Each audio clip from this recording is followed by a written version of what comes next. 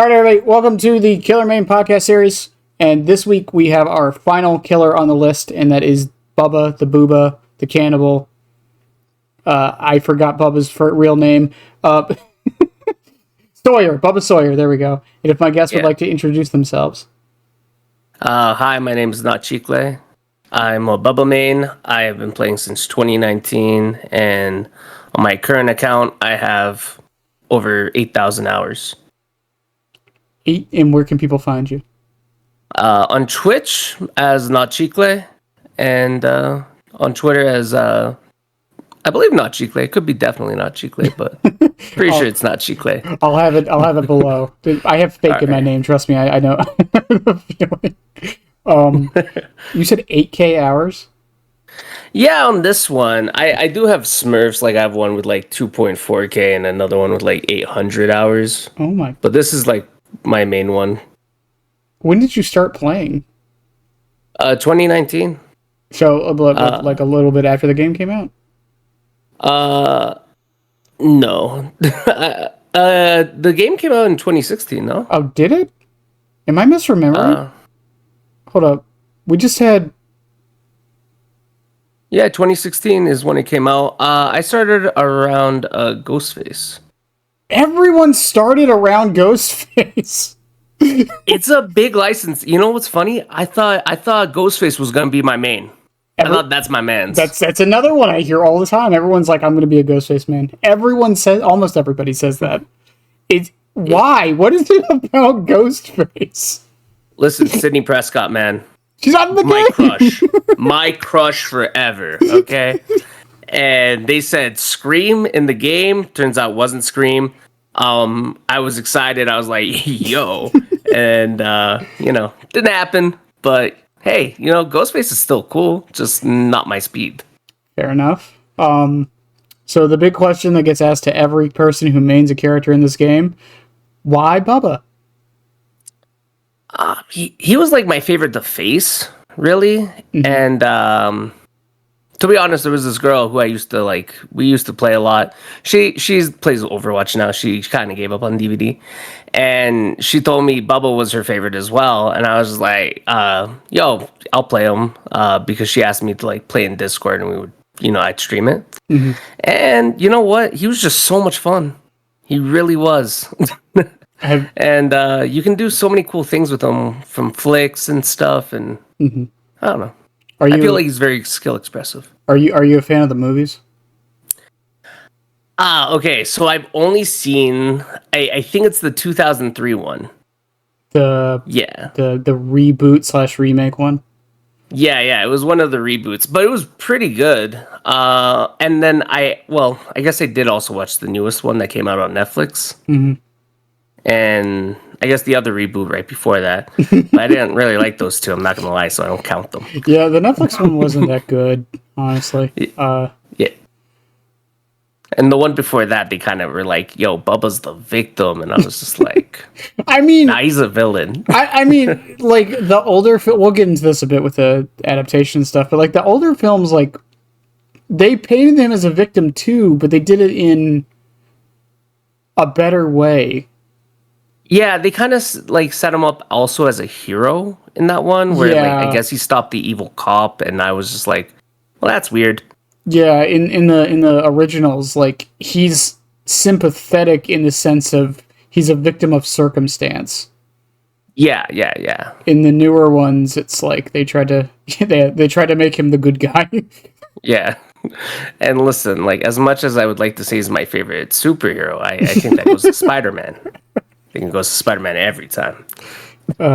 So, Bubba got... It wasn't too much, but Bubba got some changes, like, 3 months ago? Yeah, a couple months ago. Yeah. Well, it wasn't too long ago. They were mostly quality of life things. It wasn't, like, too substantial, but it does make him better. But if you were to change Bubba now, from his base kit to his add-ons... What would you, in an ideal world, want to change, if anything? Okay, so one that I really want, and I know that they gave us better collision. Mm-hmm. I'm not great. It's not that I'm not grateful for it. I am grateful. But vertical collision. There are some places where, like on Garden of Joy by the parking lot, there's this little acorn that hangs down from the tree, right? And that's a tough as steel acorn, let me tell you. That thing can stop any kind of chainsaw you throw at it, okay? And a couple other maps like Yamaoka, there's some leaves that are, I don't know what they're made out of. Like I can't explain it. Like these things are like really rooted or something, right? And so vertical collision would be kind of nice where you won't just crash because something's above you, but it leans a little bit down and it's out of your POV. Mm-hmm. And another thing is the overheating when you cancel your saw, when you have knife scratches and beast mark. It seems very punishing when it used to not be that punishing. And that's something that keeps me kind of away from knife scratches as an add-on. I think the collision thing, because they overhauled the collision of the entire game when Billy got his rework. At least they said they did. Which is why, like, RPD felt so bad for, like, I mean, worse than it usually does, for, like, a month and a half. Yeah. And I don't know if there's a reason why the vertical collision would be any different. I'm assuming it's because of the Huntress and Trickster and Deathslinger. I would assume is why it's the way it is. But I really do wish Behavior would go in and maybe start fixing collision on killer-specific stuff. Because it seems like they're very against that. Well, I mean, like, Bubba and Billy had, like, different collisions for a while, right? Mm-hmm. And, I mean, like, they still kind of do. I feel like I would bump on those things with Bubba, but not Billy. I do play Billy sometimes, too. I used to play him a lot more, not so much anymore. I have him P100 as well, funny enough. Well, yeah. I don't think the collision's different. I think the hitbox is just different. Yeah. It's like the hitbox, and it's pretty brutal sometimes when you're just like, you have to just go extra to the side to lose distance, you know? Mm-hmm. Otherwise, the vertical will just hurt you so badly. But nothing like power-wise you would change at all? Power-wise, again, it would just be the overheat when you rev your chainsaw is more punishing nowadays than it used to be after the rework of Bubba. And it's mostly just when you have knife scratches and beast marks, which is double speed, right? Because if you raise your chainsaw like halfway-ish, right, and you put it down, but then you like want to pick it up again after like a couple seconds of, Okay. You'll overheat. Hear me out. We get rid of the overheat mechanic and we replace it with an overdrive mechanic, okay? It's just a working title. And okay. And we make it so Bubba moves at 2 times the speed. I like this. I and he has zero collision also whenever he's in it, right? Yeah. He doesn't yeah. tantrum at all. He's in the zone. Yeah, and really fast recovery, like almost near instant, really. Now the knife marks that does bring up add-ons. He still has like 2 bugged add-ons, doesn't he? Bugged which ones? Isn't the flesh still bugged? How is Eerie Flesh bugged? I feel like I use that all the time. I've never noticed a bug. I could be misremembering. I'm not too familiar with Bubba's add-ons. I don't. I just run the Aura one most of the time. Light chassis. Yes. I run that in Chili. That's what I always run. But yeah, like I could have sworn it was Eerie Flesh. I mean, this might have gotten fixed a long time ago. I just don't remember. But like add-on wise, like his variety is pretty decent, I would say, right? Honestly, he has a lot of good add-ons, but I think like for the most part, the ones I prefer the most out of like everything, my top 3 is, Beast Marks, Eerie Flesh, and Primer Bulb. Okay. And, yeah. I mean, do you think any of the add-ons really need adjusting, or do you think they're all fine? I mean, it would be nice to see a carburetor tuning guide to get kind of a buff. It's kind of... Or like a rework in total. it's basically I'm not gonna pretend like you don't like you know it or you don't know it. I don't know. I'm just gonna explain it. Yeah, go what ahead. it does. Go ahead. All right. So it automatically like uses all your charges and auto does the charges for you, right? And but it makes you 2% slower. And so it's kind of like not great. It's kind of bad. It's kind of like who would use that a lot of the time, aside if you just don't know how to use his charges. So I'd like to see that one to actually really like get fully reworked, if I'm being honest too. Do you have an idea on how you would change it, or just How I would change it? Faster saw pull up would just be great overall. That's interesting. He doesn't have an add-on for that, does he? No, he doesn't. But like, being able to pull it faster, like kind of like Billy's add-on. What do you call it? That's a good question. Tune carburetor. Both of them have carburetor in it, but I didn't want to say like it was the same thing. But yeah. Kind of like that, but just for Bubba. And I feel like it would be pretty cool. I think I would. I'm a fan of the token add-ons because we only have 2 of them, and I want more. I would love an add-on for Bubba where if he breaks a pallet with the chainsaw, he gets like a token and it does something. Like he would regain a charge token? Yeah, so you know how BFFs works on Legion? Yeah. Yeah, so it would be similar to that. So like whenever you break a pallet with your chainsaw, you get a token, and when you reach a certain amount of tokens, you get a buff. Okay. That would be nice to see on Speed Limiter. Yeah, I would like to see something like that. I don't know what the buff would be. I don't know if we could make it rev speed or token recharge. I don't know what would be too strong and too weak. I think movement speed would be really fun, but like, it would start off with like the punishment, I feel like, of, basic it being having to hit them twice. Yeah. Oh, yeah. I could see. Okay. I like that. The only other change I think I would want to see for Bubba, and this is someone who doesn't play him all the time, the whole idea of extending the chainsaw, I like it. I like that how it's in your control. I just wish there was like an indicator of some kind that wasn't on the bottom left of the screen. So, all right. For me, it's animation. And you can also just count it, right? But the animation of Bubba's chainsaw tells you everything you need to know.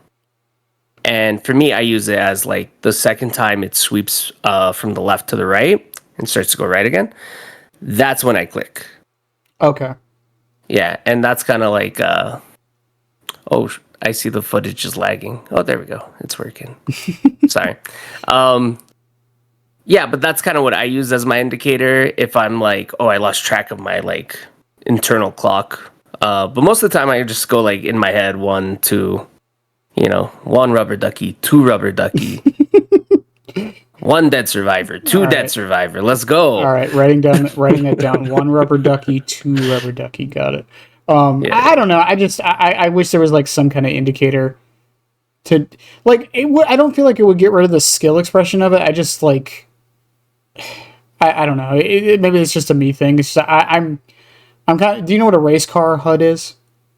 Yeah, I know a race car HUD. Yeah, I kind of want that specifically for Bubba. Can we give him like flames on his chainsaw too then?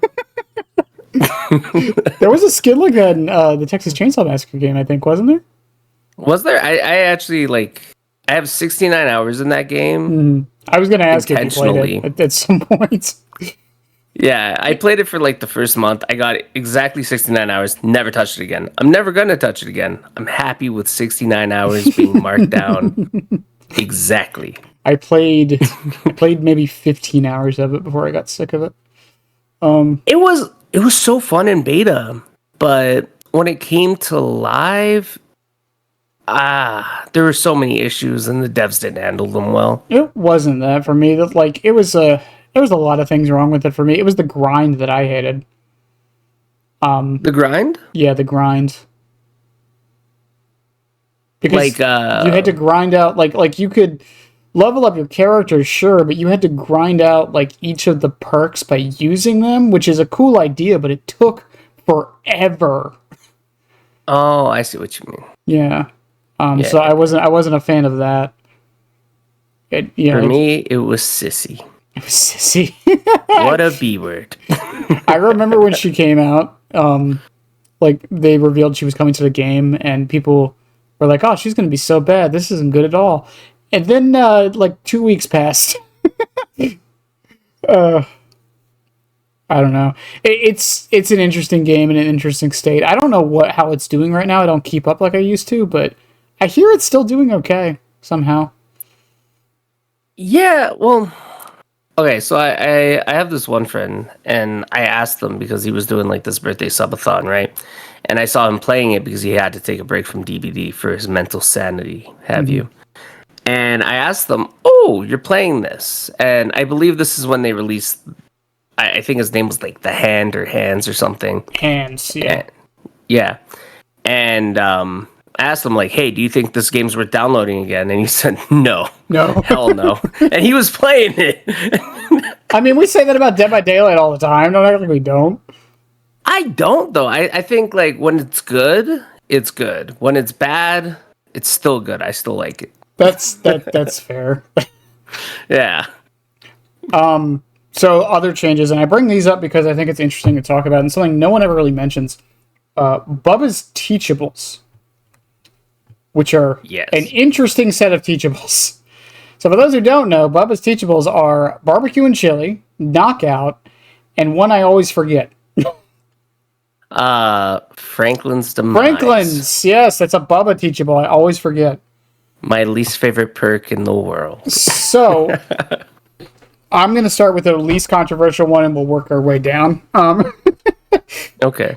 Barbecue and chili, I think, is fine. And I understand why people are mad that it doesn't have the BP bonus anymore, but I really don't think it needs it. Yeah, I don't think it needs it anymore because we do get a lot more BP than we did back then, right? Yeah, and the prices are all cheaper. I think like how the economy in this game works now, I don't think it's necessary. Would it be nice to have back? Yeah, for sure, and it gives an incentive to not, tunnel, kind of. But I wouldn't want to tie that incentive to a perk, if I'm honest with people. It's like I've heard so many people suggest that if barbecue and chili like had that, it would stop tunneling and camping. It's like no, it wouldn't. People still did it back then. I think I don't think it would solve much. I think people would still slug, and that's just because we're in a slug meta right now. Oh, we'll get into that. We'll get into that later, yeah. But yeah, no, I think barbecue and chili is great how it is. I don't have any complaints about it. I don't think anybody has a complaint about it, really, aside from the blood points. But that's just like, I miss Wiglif giving me blood points, I think barbecue and chili is like a perfectly designed perk. It has counterplay. It's earned. It's useful, like, even on killers who, like, can't make the most use out of it. Like Bubba himself really can't make the most use out of barbecue. Because, okay, you see their aura, now what? But the information is still valuable. Yeah, it's really good information. It's like it gives you a general idea regardless. Like I remember back when like every killer used it, whether they would get value out of it for the aura reading or not because of the blood points, but it wasn't like bad. Like it gave people information of like which gen their survivors are prioritizing. Yeah. So I think barbecue and chili is perfectly fine. I don't think it needs any adjustments or anything like that. And I very rarely heard someone complain about it. Yeah. Now the other two. We'll start with, in my opinion, the more healthy of the two. Franklin's demise. I say more healthy. Let me preface that. Franklin's demise, which is the one where if you M1 a survivor, they drop their item and it depletes over time. Now, this perk on its own is actually not that bad in my opinion. I think it's perfectly fine and okay for the game. But within the recent months, we've had another perk that kind of made it a little bit worse. Weave attunement.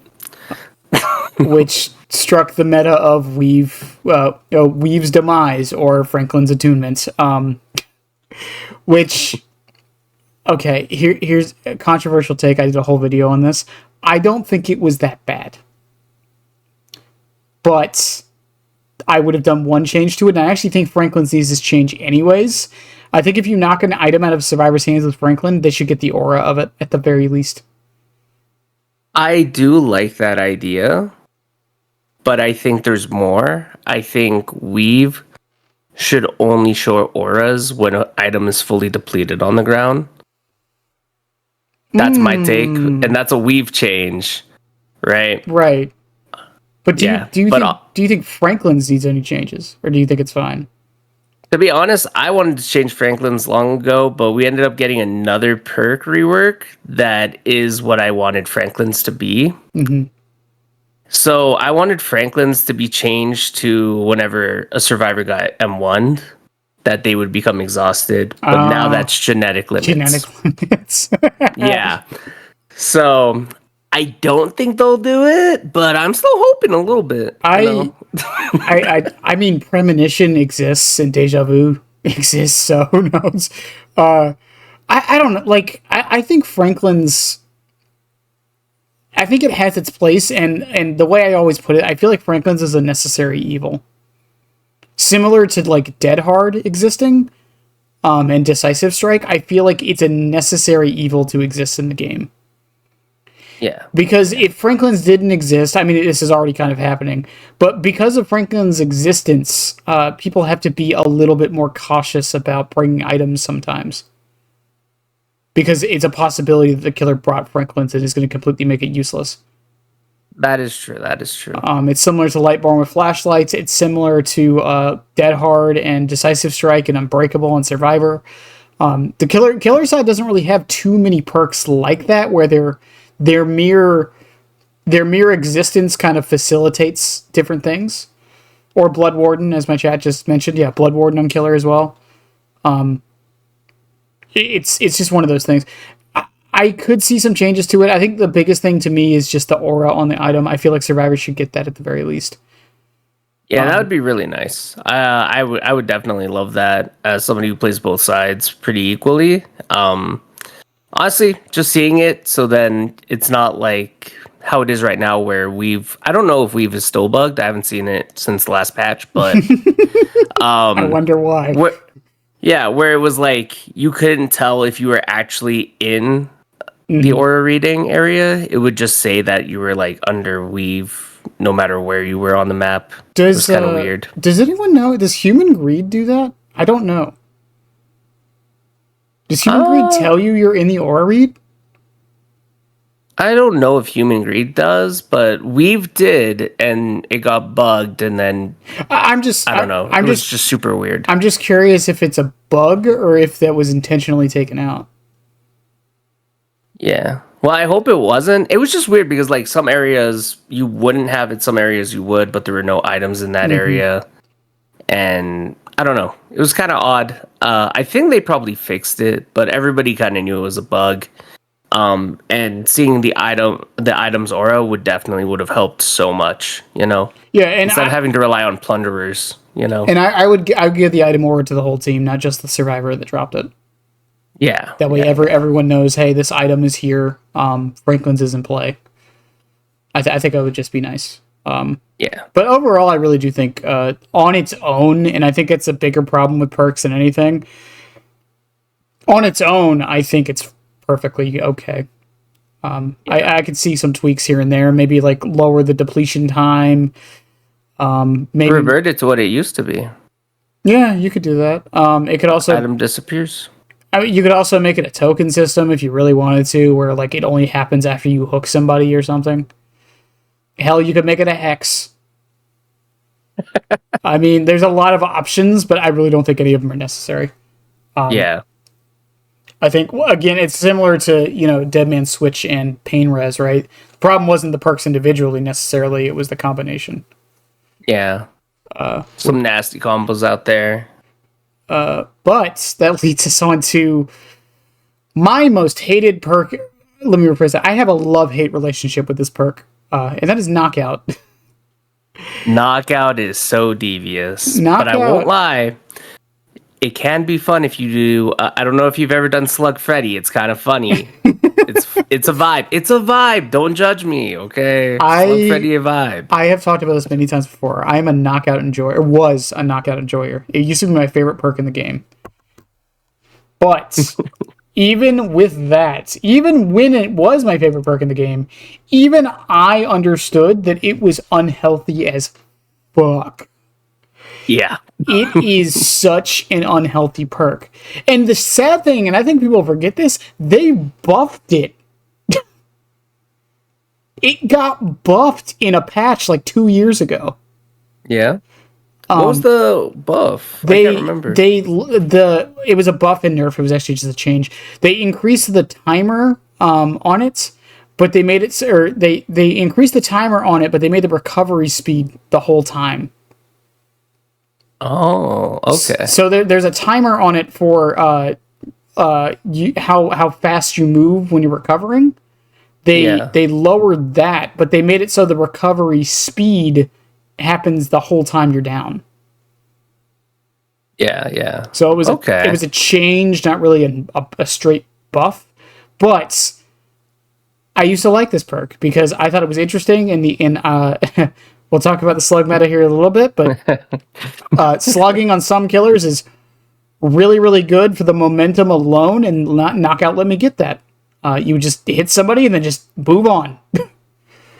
I agree. It's good for some killers. Like, some killers very much do have the playstyle of slugging. Bubba, to be honest, does. If you see, like, in the video right now, right? My build, it's a slug build. It's infectious, force hesitation, iridescent flash, beautiful combo, really good for slugging.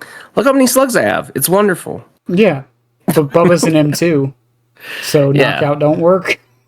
And that's what I'm saying. Let's buff knockout, make it work on M2s. I'm glad we're agreeing. Listen, someone like jokingly said that to me, and I was like, okay, picture this. You're playing against a Huntress, and they down you with an orbital. Now your teammates don't know where you are. The Huntress doesn't know where you are. And you're just bleeding out for 4 minutes. Knockout, like, in my opinion, and I might get some weird looks for this, I think the best user of knockout in the game is Ghostface. No, without a doubt. There's what I don't know if he's still West. I haven't seen him in a while. But there's this one Ghostface main.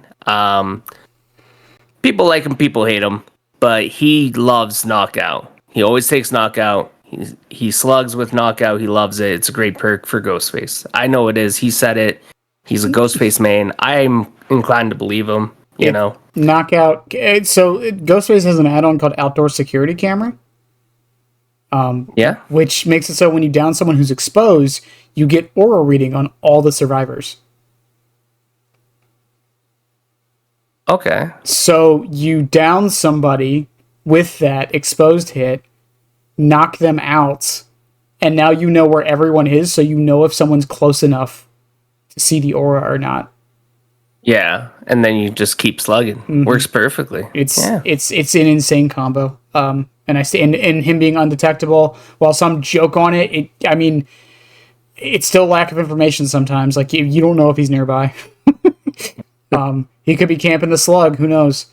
But like Knockout's design in general, though, and some people will say, "Well, Swifts counter it." That's not the point. That's never been the point. And also, Swifts don't counter it. Good Swifts counter it.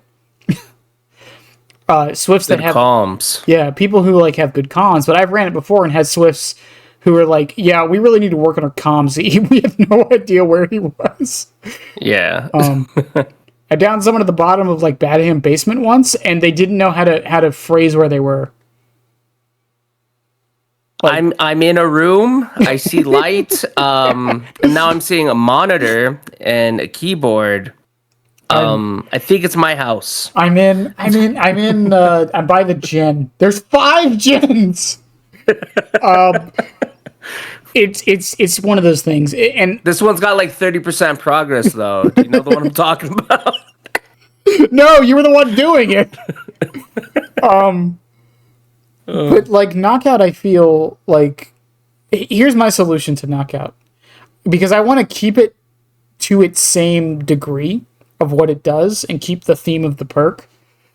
The only change I think it needs is change the aura reading that it blocks from the range to a timer. Okay. That's it. So how long of a timer do you think would be appropriate? 15, 20 seconds. Really? Yep. That's kind of short, though. That's the timer it has now for the slow movement speed. I was thinking like 30.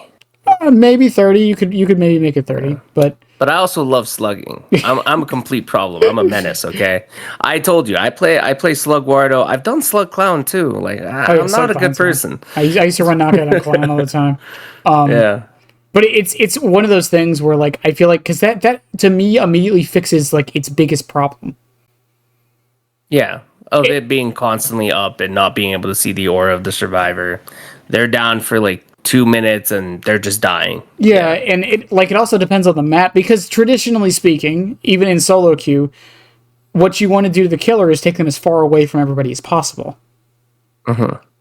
And knockout counters that, because now that you're far away and they don't know where you are, now they have to crawl all the way over to you.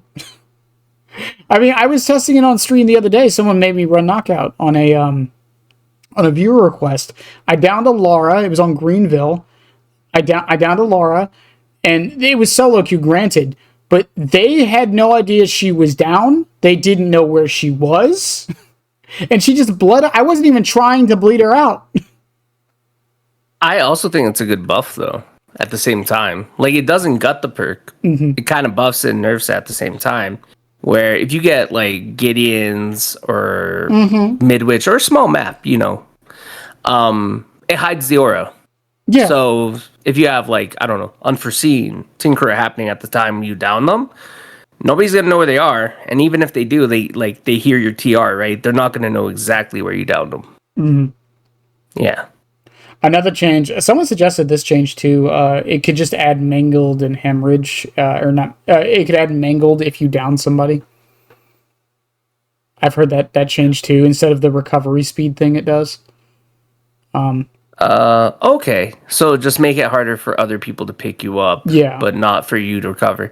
Yeah, I don't really care about the survivor recovering themselves, right? But other people recovering them faster with like new Wiglif, which I don't know if you've noticed, it's been run a lot. I'm gonna be honest, I haven't played the game in 2 weeks. I was on break. What? I've been on a break. What? Okay. Yeah, I logged in, I bought the Blighted Chucky skin, and then I haven't touched the game. Well, new Wiglif, wonderful. I love using it. I've seen people use it against me frequently, right? It's a really good, strong perk. I see on Twitter, I don't know if you've been on Twitter within these 2 weeks or if you're on a full cleanse. Okay. Yeah. Like full cleanse, like you're on a diet or something, right? But people are complaining about Wiglif right now. They're very upset with it. I would have to play saying it. It's OP. Yeah, I would have to play with it and play against it to have a proper opinion. But from what I've seen, I think it's fine. And yeah, a lot of the time it's just, killer slug they picked up. Biggest counter to Wiglif is picking up. Well, yeah, and the biggest thing, and here's the thing, and I guess we can talk about this now. The whole slugging meta thing.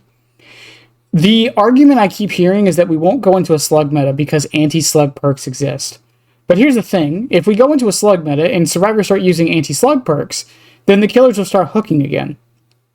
Then the survivors will start using anti-tunnel and anti-camp perks again. Then we'll go back into a slug meta, and then it's cyclical. And I think that's fine, and that's how I think it actually should be. That way we get more perk variety. Yeah. That's like if you run We're Gonna Live Forever and the killer never slugs, it's a dead perk. Doesn't do anything. Yeah. It's absolutely a dead perk in that scenario. I do think though, even with Wiglif or anything like Unbreakable, Like slugging's still strong even if they're in the lobby. I'm not gonna lie. Oh yeah, for sure. I guess it's killer dependent, right? Yeah. But I feel like what behavior has to do is just incentivize hooking. Yes. 100%. Right now, killers just get punished for hooking because, the value that people get off of, dead hard, decisive, off the record, survivors get way more reward off of hooking, right, than a killer does, which will be like, I pain res 1 gen, all right, and it got done regardless because it was cross map, It's not even just that. It's just like, because the argument I hear is, well, just run hooking perks. It's like, well, no, hooking should be good on its own. And by default. The other thing with it, and I talk about this a lot, is momentum is a huge thing in this game. Hooking is like a 15-second process. Which doesn't seem like much, but that adds up. It's a lot of time, because if you have to do that, 12 times, that's a lot of time, right? Mm-hmm. Yeah, you add that all up, like, that's 3 minutes of the game. And it's time that the survivors are completely safe. Yeah.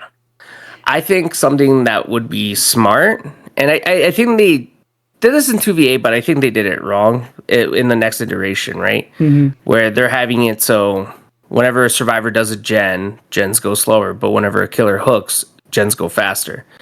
I won't lie, I think that incentivizes slugging more. I think what it should be is killer gets a hook, gens go slower. Survivors do a gens go faster. They haven't. I feel like they haven't said it, but I think the next iteration of 2v8 is going to have automatic hooks. Auto hooks. Yeah, I don't. Well, no. What I mean by that is I don't think you're going to be able to slug. I think once they're down, they get sent to a hook. Okay, I thought they said that they were making flashlight saves a thing, though. Yeah, never mind. Maybe not. I don't know then. I mean, that was the thing, because, like, do you remember the remote hooks from the anniversary event? Yeah. I love those things. And I feel like if we could find some way to put it in the base game, even if it was just a perk, I think that would solve the issue right there. It would. I think, like, if it wasn't as buggy, I feel like people wouldn't have as much of an issue where it was you picked up, somebody got a flashlight save, and then both of them were just on hook automatically. Mm-hmm. I feel like if they fix that little kick right there, right? That little kink. I've done a whole video on how I think they could do it. And I think the big thing, because the biggest complaint was, well, you can't flashlight or pallet save with it, at least properly. And my suggestion for that is just give it like a 2-second buffer. Yeah. You pick up... whole 2 seconds. There's like 2 seconds. That gives you time for a pallet save. That gives you time for a flashlight save still. And then the killer can just press a button and send you to a hook. Yeah. Just give a little delay before the auto hook. And then... I love that. And then on top of that, it's like, okay, well, what about like... So the killers would never have to walk with people. That's not true either. If you bring in a perk like pain res... you would want to walk to the hook to make sure it goes to the right one. Absolutely. I've heard except for 2v8. Yeah. Right? Because you don't have perks. Yeah. I've heard suggestions to make like pop, like maybe a 10% pop base kit. I don't think that would fully fix things, but I think that could help. I've heard suggestions to make like an aura read around you when you hook. That way it kind of like incentivizes you to hook so you can find the next chase easier. I think base kit barbecue would be nice, just so you don't have to like constantly look for chase, I feel. Because hide and seek is like my biggest pet peeve. It feels like with the last patch, I know a lot of people had complaints about it, but it feels like with the last patch adding all this aura reading they did, I think that's what they're trying to go for. It's the help killers find people, so then it doesn't feel, I have to go back to hook to tunnel. I have to slug the bait survivors to go pick up, Yeah, I mean, like... just disincentivize it a little bit. Yeah, like most of the time, like I try to go out of my way not to tunnel, but there are times when I tunnel, mostly because I can't find anybody. Someone get stealthy. Yeah, someone could say skill issue, but at some point it's not a skill issue. Like, especially if the person who unhooks just hides, like, and I don't know where anybody else is. Yeah, I'm gonna chase the dude who just got unhooked. Why wouldn't I? Yeah, people act like tunneling, slugging, all this is just really bad when a person does it. It's not that bad. I think, you got to incentivize the killer a little bit, Well, yeah, I think a lot of the time it's the survivor's mistakes. Like, if, say, you enter chase with somebody, they didn't unhook the person on hook, right? Mm-hmm. And you hear, like, 2 gens pop, person's still on hook. You leave your chase, you go back to the hook, right? Right. You're going to confirm the second health state. And a lot of people get mad at that. And I'm like, really? Like, doesn't that just mean that you guys misplayed by not getting the unhook and healing them? You know? And with things like Resurgence and We'll Make It, I mean, it's like, it's not like you don't have options. Yeah. And, like, they've helped survivors a lot by giving them, base kit, anti-camp, right? A lot of good buffs to tunneling and stuff, a lot of good perks for it. I just feel like something would be nice for killer at this point to help us, keep up in the game. And I love that remote hook idea where it's just like one buffer in between, remote hooking. That would be beautiful. I mean, I would maybe limit it so it's not like you can do it all the time. I would maybe make it so you have to get at least a hook, and then like you have like a token to do it next time or something. Or you can do it like once each individual survivor. Yeah, I actually like that better. Right? Like something like, it's not like a crutch, but it'll help you keep up that momentum, since it feels like, not every killer's blight. Like, Bubba, he has to waddle around. As good looking as he is, sometimes certain big maps might be difficult. Were you part of Karn's Were you part of Carnivorous' slugging challenge? No, I wasn't. What was that? She had us and a bunch of other creators. We had to, we had to do 10 matches of slugging until there was 4 on the floor, and then we could hook. And then we had dude, I do that default. Yeah, and then we had to do 10 matches of just normal hooking games. Yeah. And I looked at all the results. The video for it should be up by the time this is up. I would certainly hope so. She said it'd be out this weekend. We looked at the results, and it really is, like, you can tell which killers are definitely better at it. I did the Chucky one, and Chucky is not good at fur on the floor. Really? Okay. Yeah, he's very good at, the way I worded it, because I did a video talking about it, the results. Chucky is very good at slug, chase, hook, and then go from there, if that makes any sense. He's good at slugging like one person maybe, and then keeping his momentum going for the next person. Yeah. He is not very good at slugging all 4 people because he doesn't have an insta-down, he can't get around maps fast enough, he can't apply pressure instantly. Like, there's a lot of things he can't really do to pressure the slugs. Yeah. I should have named these. and most people have, like, anti slug perks, right? Where it's like, okay, they have Wiglift made for this, they'll get the pickup, so even if you hit them as Chucky, right? Plot twist, unbreakable, right? Like, but yeah, no, the ones that give you endurance though, like, even if you hit them, they'll still pick themselves up, right? They'll pick up the other person, they'll both have endurance, or one will, and they'll take the hit. So I can see why Chucky would struggle with that, since he's like 4.4, not as fast with it. Autodidact messed me up. Oh. What an underrated perk. Like, surprisingly, like, Autodidact, like, I won that match, but they were resetting. Like, I would slug somebody and leave and go find somebody else, and someone would come by with Autodidact, and they would fully reset in, like, 4 seconds. No, I've gone against it. Like, even against, like, Bubba, right? Like, it's fast. It's really fast. It was insane. Like, I'm not even saying, like, it's like, oh, woe is me, Autodidact. No, I'm just making the point. Like, there are anti-slug perks that exist. It's an underrated perk people forget about. I think that's the thing. But it's a perfect counter to the slug meta. Once you get the tokens, of course. But yeah. Run Deadline. Deadline? Deadline. It's one of Alan Wake's perks. Oh, yeah. Yeah. And, Dude, I thought you said we were on a deadline. I'm like, no, what do you mean we're on a deadline? One of my favorite combos when I play Survivor is autodidact, deadline. Oh my God, what is the other perks? It's solidarity. Desperate measure? Solidarity. Oh, solidarity. Yeah, solidarity. Yeah. No. You don't want to run healing speed with autodidact. Oh yeah. Because you want it to be slow to be able to get the speed. Yeah. Yeah, but that and so deadline when I'm injured and I go to heal somebody, deadline makes me get skill checks more. So autodidact gets more stacks faster, and then solidarity is healing me while I'm doing that. Yeah. And then you get half your health state back, right? 70%. I think it's half. 70%. 70? They buffed it. Did they buff it? They buffed it. Oh, wow. It's half if you're doing it with somebody else. Yeah. Okay. Well, I didn't even know it was 70. Dang, that's crazy. They have been buffing these kind of perks. Like Resurgence getting a big buff to 70 or to what is it now? Is it 75? It's 70. It's 70%. It's 70. Okay, yeah. Yeah. It's basically we'll make it but for yourself. Yeah.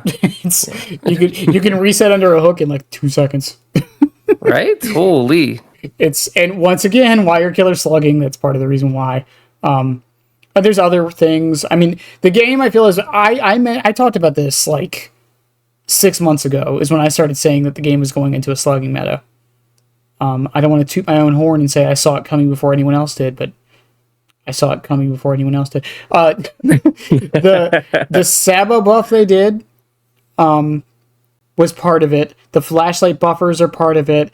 The 70-second hook timers are part of it. The decisive strike buff is part of it. Like, all of these things on their own are not that bad, right? I like this, and don't get me wrong, as much as people complain about the 70-second hook timers, I think we're overblowing how big of a deal it is. I really don't think it's that big of a deal. But I see more survivors screwing themselves over by like banking on that extra 10 seconds where they're like, I'll greet it. No, wait. No way he'll go back and like zone me away and then like that person will flip. Nah, I'm fine. And then, things spiral. But it wasn't one of these changes. It's the fact that all of these changes that just happened sequentially. Yeah. And with tunneling going on the rise and survivors running a lot of anti-tunnel perks that require them to be hooked, which isn't a bad thing. I'm not saying it's bad. I'm just saying because of that, the killer's response is going to be, okay, well, I'll make it so none of your perks work. Yeah. No, absolutely. I saw this coming when they introduced the base kit hook timer. I was just like, oh, we're going to enter slug meta. And everybody's going to complain. But it's just, if you eliminate the mid-game the mid-game snowball of camping, right? Well, people are going to go a lot harder with slugging to make up for it. When that's like the only viable, only option that doesn't feel like you're getting punished for it in some way, right? Yet. And I don't know if base kit unbreakable would be the right answer. I don't think it would be. I've heard base kit unbreakable. My idea for that has always been make it take 2 minutes, but that way. Okay, 2 minutes is okay. So I like that. Okay, here's my idea for base kit unbreakable because I've mentioned this a few times. Some people think I'm insane for it, but whatever. When you recover like normal, and when you get to the find help part, you know what I'm talking about? Mm-hmm. Yeah, when the bar fills and it's at the find help for like the last 5% or whatever it is, another meter starts. That's a minute and 30 seconds. Okay. When that meter fills, then you can get yourself back up. Yeah, no, I like that. But then, I think the issue is, what do they do with exponential? What do they do with, unbreakable, right? They would still do the same thing. They would still do the same thing. I guess it would be more so the speed you can pick yourself up at as well, right? That's pretty much exactly what it'd be. The only thing the base kit one would do, because that's 2 minutes. Would you get it for, one for free? Or well, that's the thing. That's the thing. Because of how the timer works when you bleed out, because the bleed out timer is 4 minutes. But you actually, a second of that bleed out timer is during the falling animation. Mm-hmm. So if you get hit the first time and use it that first time after the 2 minutes, you physically cannot do it the second time. There's not enough time. The thing where I'm thinking of is like, what if somebody partially recovers you Well, for a while? yeah. I mean, it would still end up being, though, like I said, even because of how the math works out, you would still only get one use out of it. Okay. And even then, like, oh, what about recovery timers? That might adjust it too, but like we can readjust it as needed. At most, you would probably only get 2 uses out of it. But the way I always say it is, if you need to slug someone for 2 whole minutes, something is wrong. I mean, for me, there's scenarios, right? Well, okay, like, but background player under pallet, but 2 minutes. Yeah, 2 minutes. You probably were running somewhere else in between all that, but there's like scenarios where like, you have a couple people lurking and then You can't down those 2 people lurking in 2 minutes. I don't like how many good arguments you're making right now. But you see what I'm saying? It's like, what if someone just like loops you around the body so they can get up for 2 minutes? For 2 minutes, yeah. You got a fucking point. Like with the base kit Unbreakable they did on PTB a long time ago. Yeah, that one I understand why people hated it, because it was like 25 seconds or something. It was insane. Yeah, someone looping you for 25 seconds, I can see it. Especially on a lot of killers, especially if they're healthy and you're not on an insta down or whatever. I can totally see it. But 120 seconds. It also acts like it would be like a hook state if it's like, 2 minutes, right? It would be like a hook state to an extent where it's like you would get 2 of them, right? Mm-hmm. Kind of. Yeah. So I can agree with that. Yeah. And then, Unbreakable, Plot Twist, and all the other ones, like anything that increases recovery speed, I would still count it in there. But even with those, like, let's say Unbreakable, I don't know what the math would be, but if Unbreakable did it, it would only increase the recovery speed. It would still take 1:30 for the mechanic itself. Yeah. So, like, I still think it would work out. That's just me. I've thrown this idea out there a few times. The other ones I've heard is some people think flip-flop should be base kit. Oh, really? Yeah. I don't like that one. Some people, I won't lie. One interesting one I've heard is tenacity base kit. Okay, I saw one from a friend of mine. Her name's Deadly Naya. I think this is a great idea because it's basically you would recover faster, but your bleed out would go faster. Yeah, I've seen that suggestion before as well. I like that one. That was the one I was a big fan of. Where it's like you get to crawl away and pick yourself up faster at the sacrifice of your own like lifespan. My only issue with it is I feel like it would lead to the same problem we're having now with 4%. Ooh, I hate 4%. But yeah, I guess it's true. But it does feel bad when you got like a whole team of 4 people slugged and there's certain killers that don't want to pick up and they just want to bleed you out. Like pee pee poo poo on West. I don't know if you play on West, but do you know of him? Yes, I know of the legends. We didn't even talk about it when we brought up Knockout. Yeah, we didn't talk about it when we brought up Knockout, but we know who he is. He's a menace. The legends. His name is banned in Naya server. Oh, I mean, I've seen him hold many streamers hostage. This is why I'm a daytime streamer myself, where I'm like, noon to 6 p.m. I avoid the guy. I don't want to deal with that. I did a night stream one time. I got him, and I was like, bro, this is why I don't stream at night. It's just, yeah. It's a long process. I don't know. Like, does anyone actually know him? No, but I do know he lies. There's a thing on his profile that says no team has ever outed him. No 4-man, right? Mm-hmm. But I know a 4-man that has a recording and screenshots of them 4-man outing him. Chad is asking if his name is actually Pee Pee Poo Poo. Yeah, on Steam it's Pee Pee Poo Poo. Yeah, on Steam it's Pee Pee Poo Poo. He's known as the Pee Pee Poo Poo Wraith. I think maybe even on his birth certificate it might be, but I can't promise that one. I cannot. Like he's not a content creator or anything, is he? No, he just does it. Just a dude that wants to see people suffer.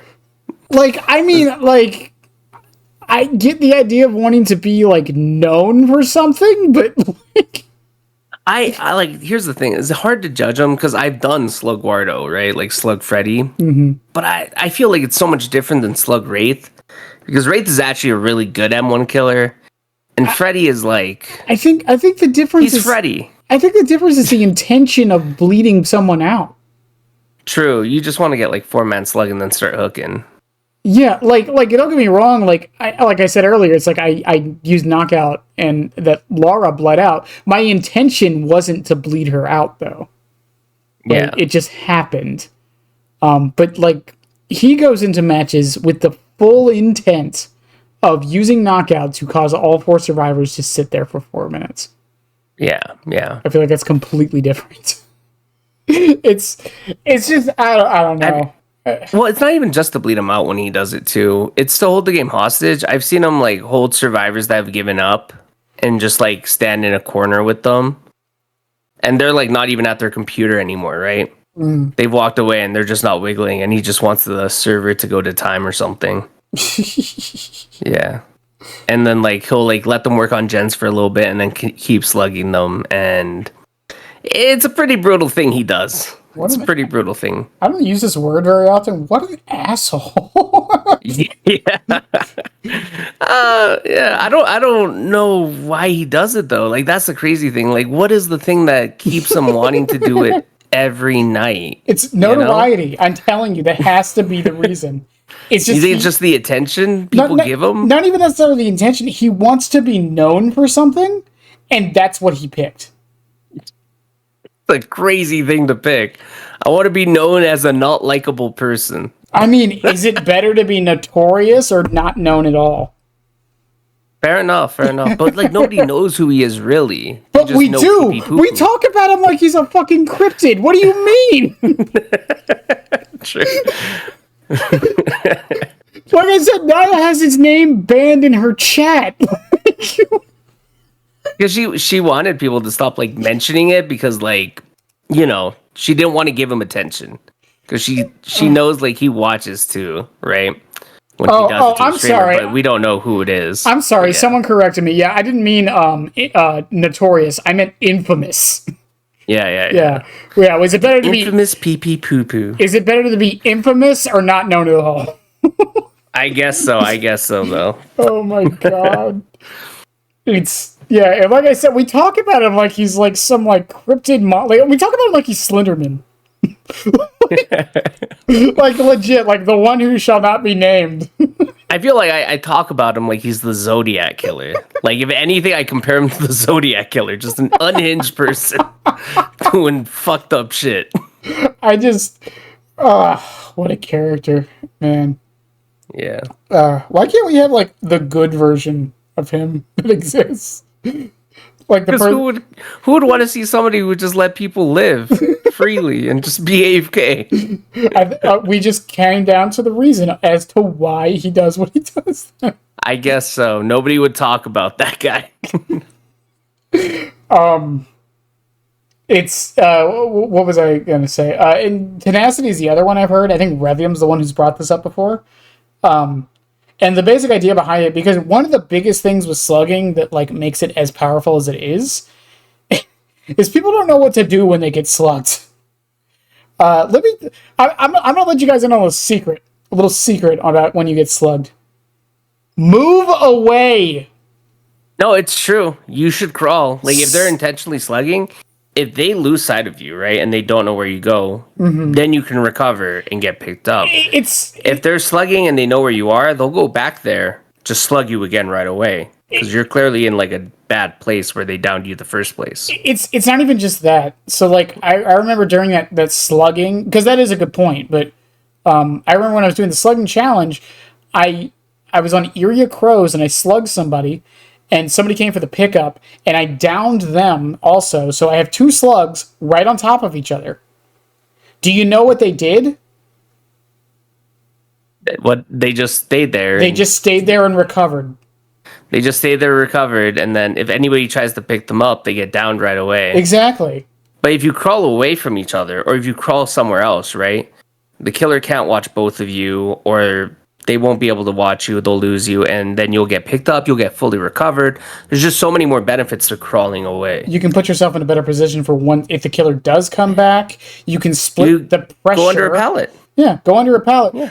You can just split the pressure. Like, think about it, right? You're slugged on the ground and you're right next to a gen. Move away from the gen, so when you do get picked up by somebody else or somehow pick yourself up, now the killer has lost pressure on that side of the map with the gens. Yeah. Like, I do see a lot of people make the mistake of, I'm just going to fully recover here and not go anywhere. It's such a bad one. Especially with We're Gonna Live Forever being as good as it is right now, just move. Yeah, just move. People don't know how to slugger counting, or counter slugging. Did I just say slugger counting? Yes, you did. Yes, you did. Yeah. All right. Cut that out. Cut that out in the post. I'll probably forget. It's fine. No, you're good. Moving on from the slugging discussion, because I know we were supposed to be talking about Bubba. I love this podcast. We were. Yeah. Welcome to the podcast, by the way. We just talked about slugging for like 40 minutes. What builds? I know you said I've been seeing the builds you have in the gameplay. What is your general build though that you run most of the time? All right, so back to slugging. My build that I love running the most on Bubba, ever since they buffed them, is Infectious Fright, Force Hesitation, with Bamboozle and Iron Maiden, and then Eerie Flesh and Beast Marks. It's a strong it's a strong slug build with Force Hezi and Infectious plus Eerie Flesh. Beast Marks is just good for speed. I think no matter what you're doing, you want Beast Marks in. No matter what kind of build you're doing, Beast Marks is a must. Beast Marks stays on during snoo. Iron Maiden, good counter to lockers, which is one of Bubba's biggest counters is people jumping into lockers, and especially when you're doing a slug build, people jumping into lockers will negate you continuing your saw and everything, so you might as well punish them. Bamboozle, always being Bubba's make it base kit at a certain point because of how much Bubba's use it. Have you tried new crowd control? I have. It's really good. I won't lie. I was using it. I feel like it's almost too strong, but it's also a hex. It's a hex. Yeah. It's a hex. So it'll probably get cleansed half your game, so you might not get value, and that'll suck. It's better just to use Bam. Yeah, I mean Bam is definitely more consistent. Yeah, I did try out a couple of the new perks. I was so disappointed that Thwack doesn't work with Bubba's Chainsaw. And one of these videos I think I sent you is Why? I was running Thwack and I was really excited about it, and then I was getting no value out of it because it doesn't work when you chainsaw a pallet. It's only when you kick it. That has to be a bug. You think so? Well, I mean, I'll test it with Chucky, but if it doesn't work with Hard Hat either, because I think it works with Billy. Yeah, I mean, I haven't really seen many people run it, but I don't know if it's because the people running it, they're M2ing pallets and it's just not working or what, but yeah, I took it off after I realized, I'm getting zero value out of this. This is terrible. I think a good buff would be to make it work with my M2, but I feel because it used to. Yeah, I really thought it would work. I remember because the other day I was streaming too, and I used it for one game there, and somebody was just like, "Why didn't they scream?" And I was like, "Oh yeah, that was weird. Maybe it was just a bug." But no, I think it's actually intentional. I think it's an intentional thing they didn't want. That's interesting. I'll definitely be testing that. Yeah. But yeah, so pretty much just a slugging build, Force Hezi as well. Yeah. I do have other builds, for different things. I did do a charity tournament, right? A while ago for Palestine. But yeah, and my build in that, because, you have to take it a little bit more seriously. So you want to win, right? It is a charity tournament. I'm not playing a slug build because that'd be mean. But I'll play a good build, right? So I ran Bam, Nowhere to Hide, Overcharge, and Pain Res, which, Overcharge and Pain Res both good slowdowns. I personally am a big fan of Overcharge over Pop. I love Overcharge.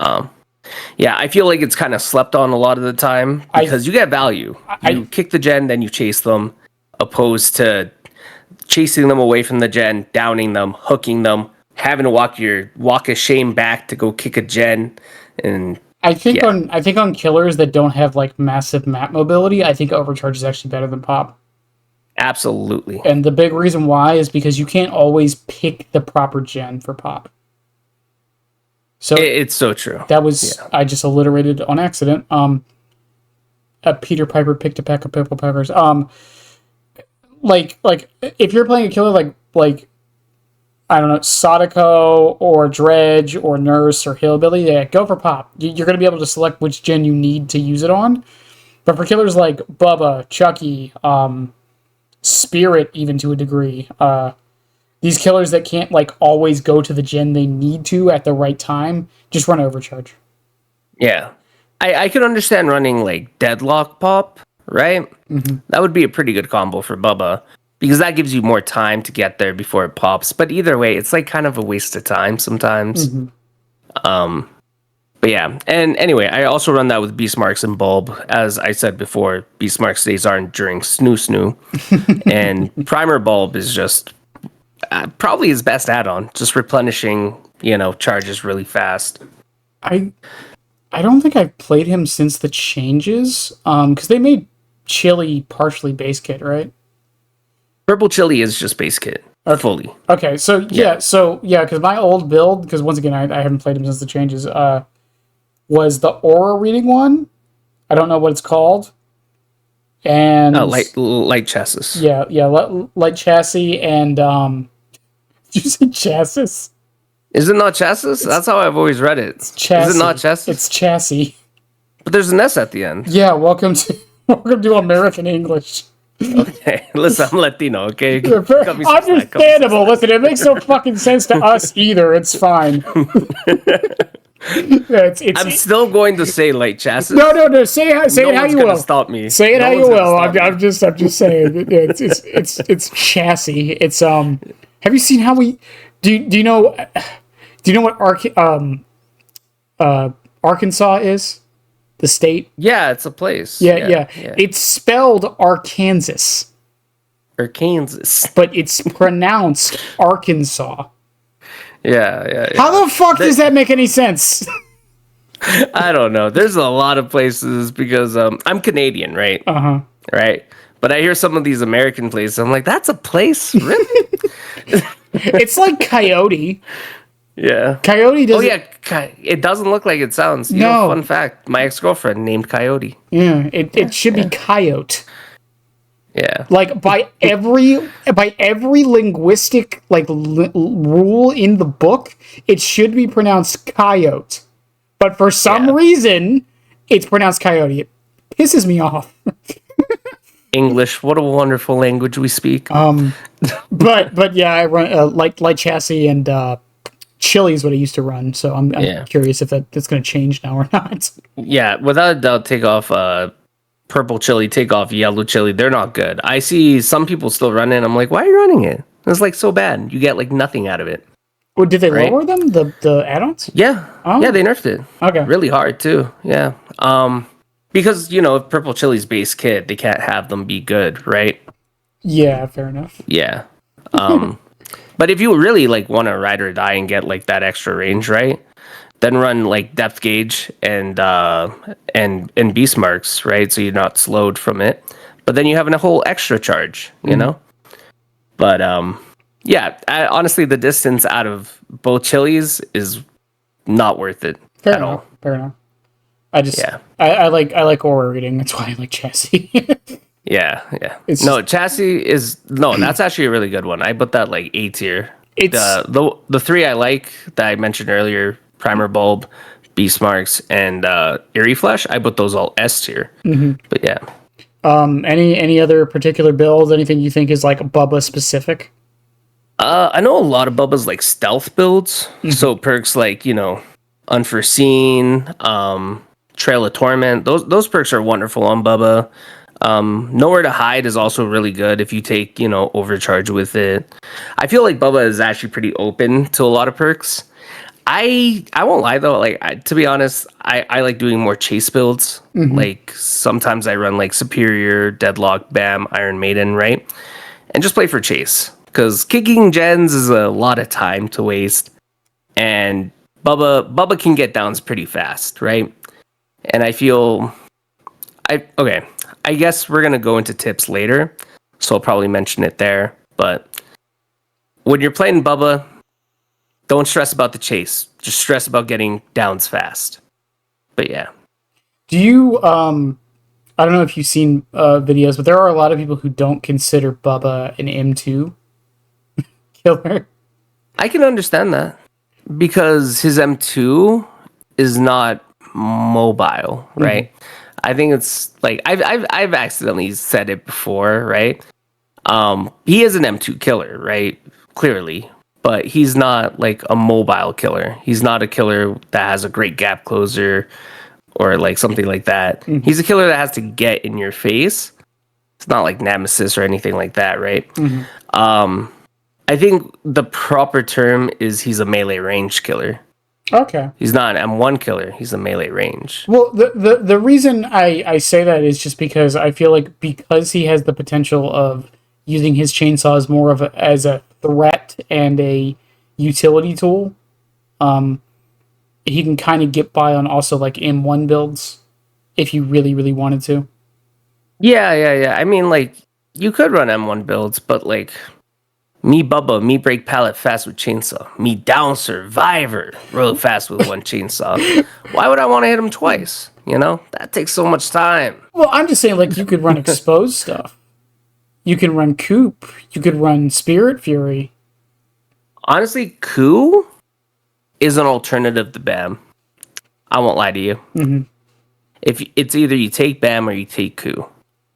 Both counter windows, right? And when you play Bubba, to the extent that they go for a vault, but I think Coup wouldn't be that good anymore because of finesse.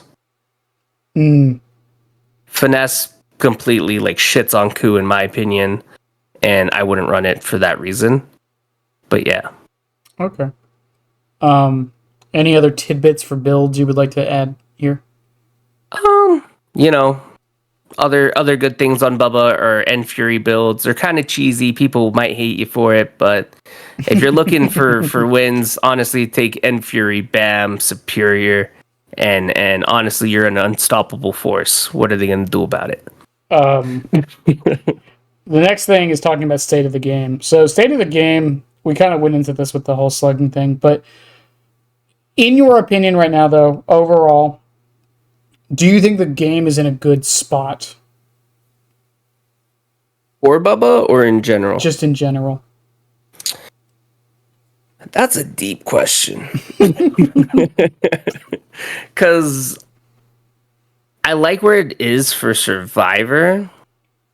I have fun on Survivor, like, a lot, but I also feel like it's not for some reasons, like, map design, and the kind of meta we're in as killer, where it's like you have to play as a jerk unless you're playing A tier and above killers. And I feel like I am enjoying the way behavior's moving to make more killers viable by buffing them. Like Nemesis, dude. Oh my god, the Nemesis buff. Nemesis feels so good right now. Dude, right? Like, they gotta keep doing stuff like that. That's what I'm saying. And I feel like DBD's moving in a good direction.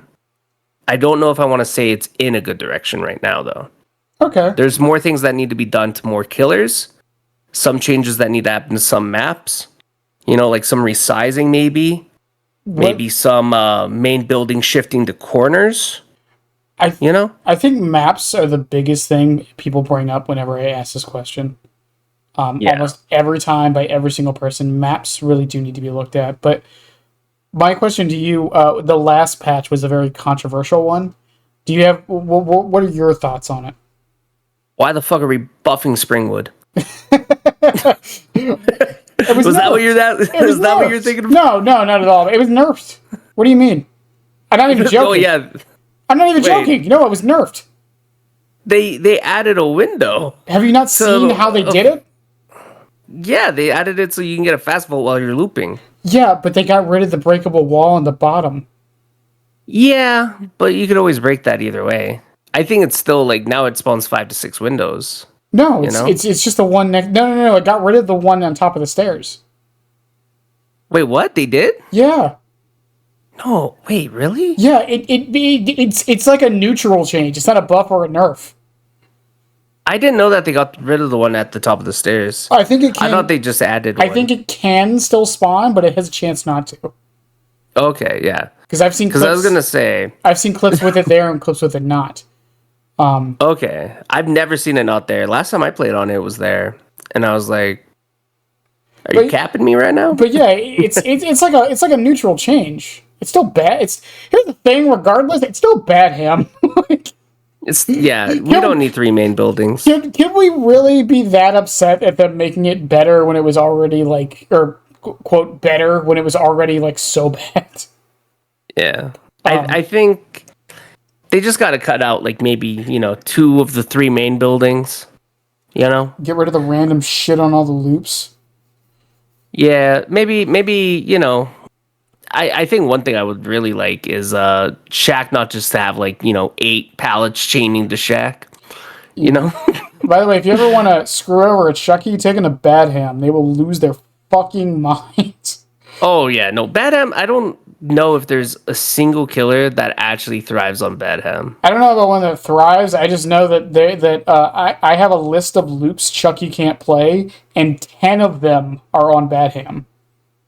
I mean, okay, remember when I was talking about vertical hitboxes for Bubba? Mm-hmm. Vertical collision?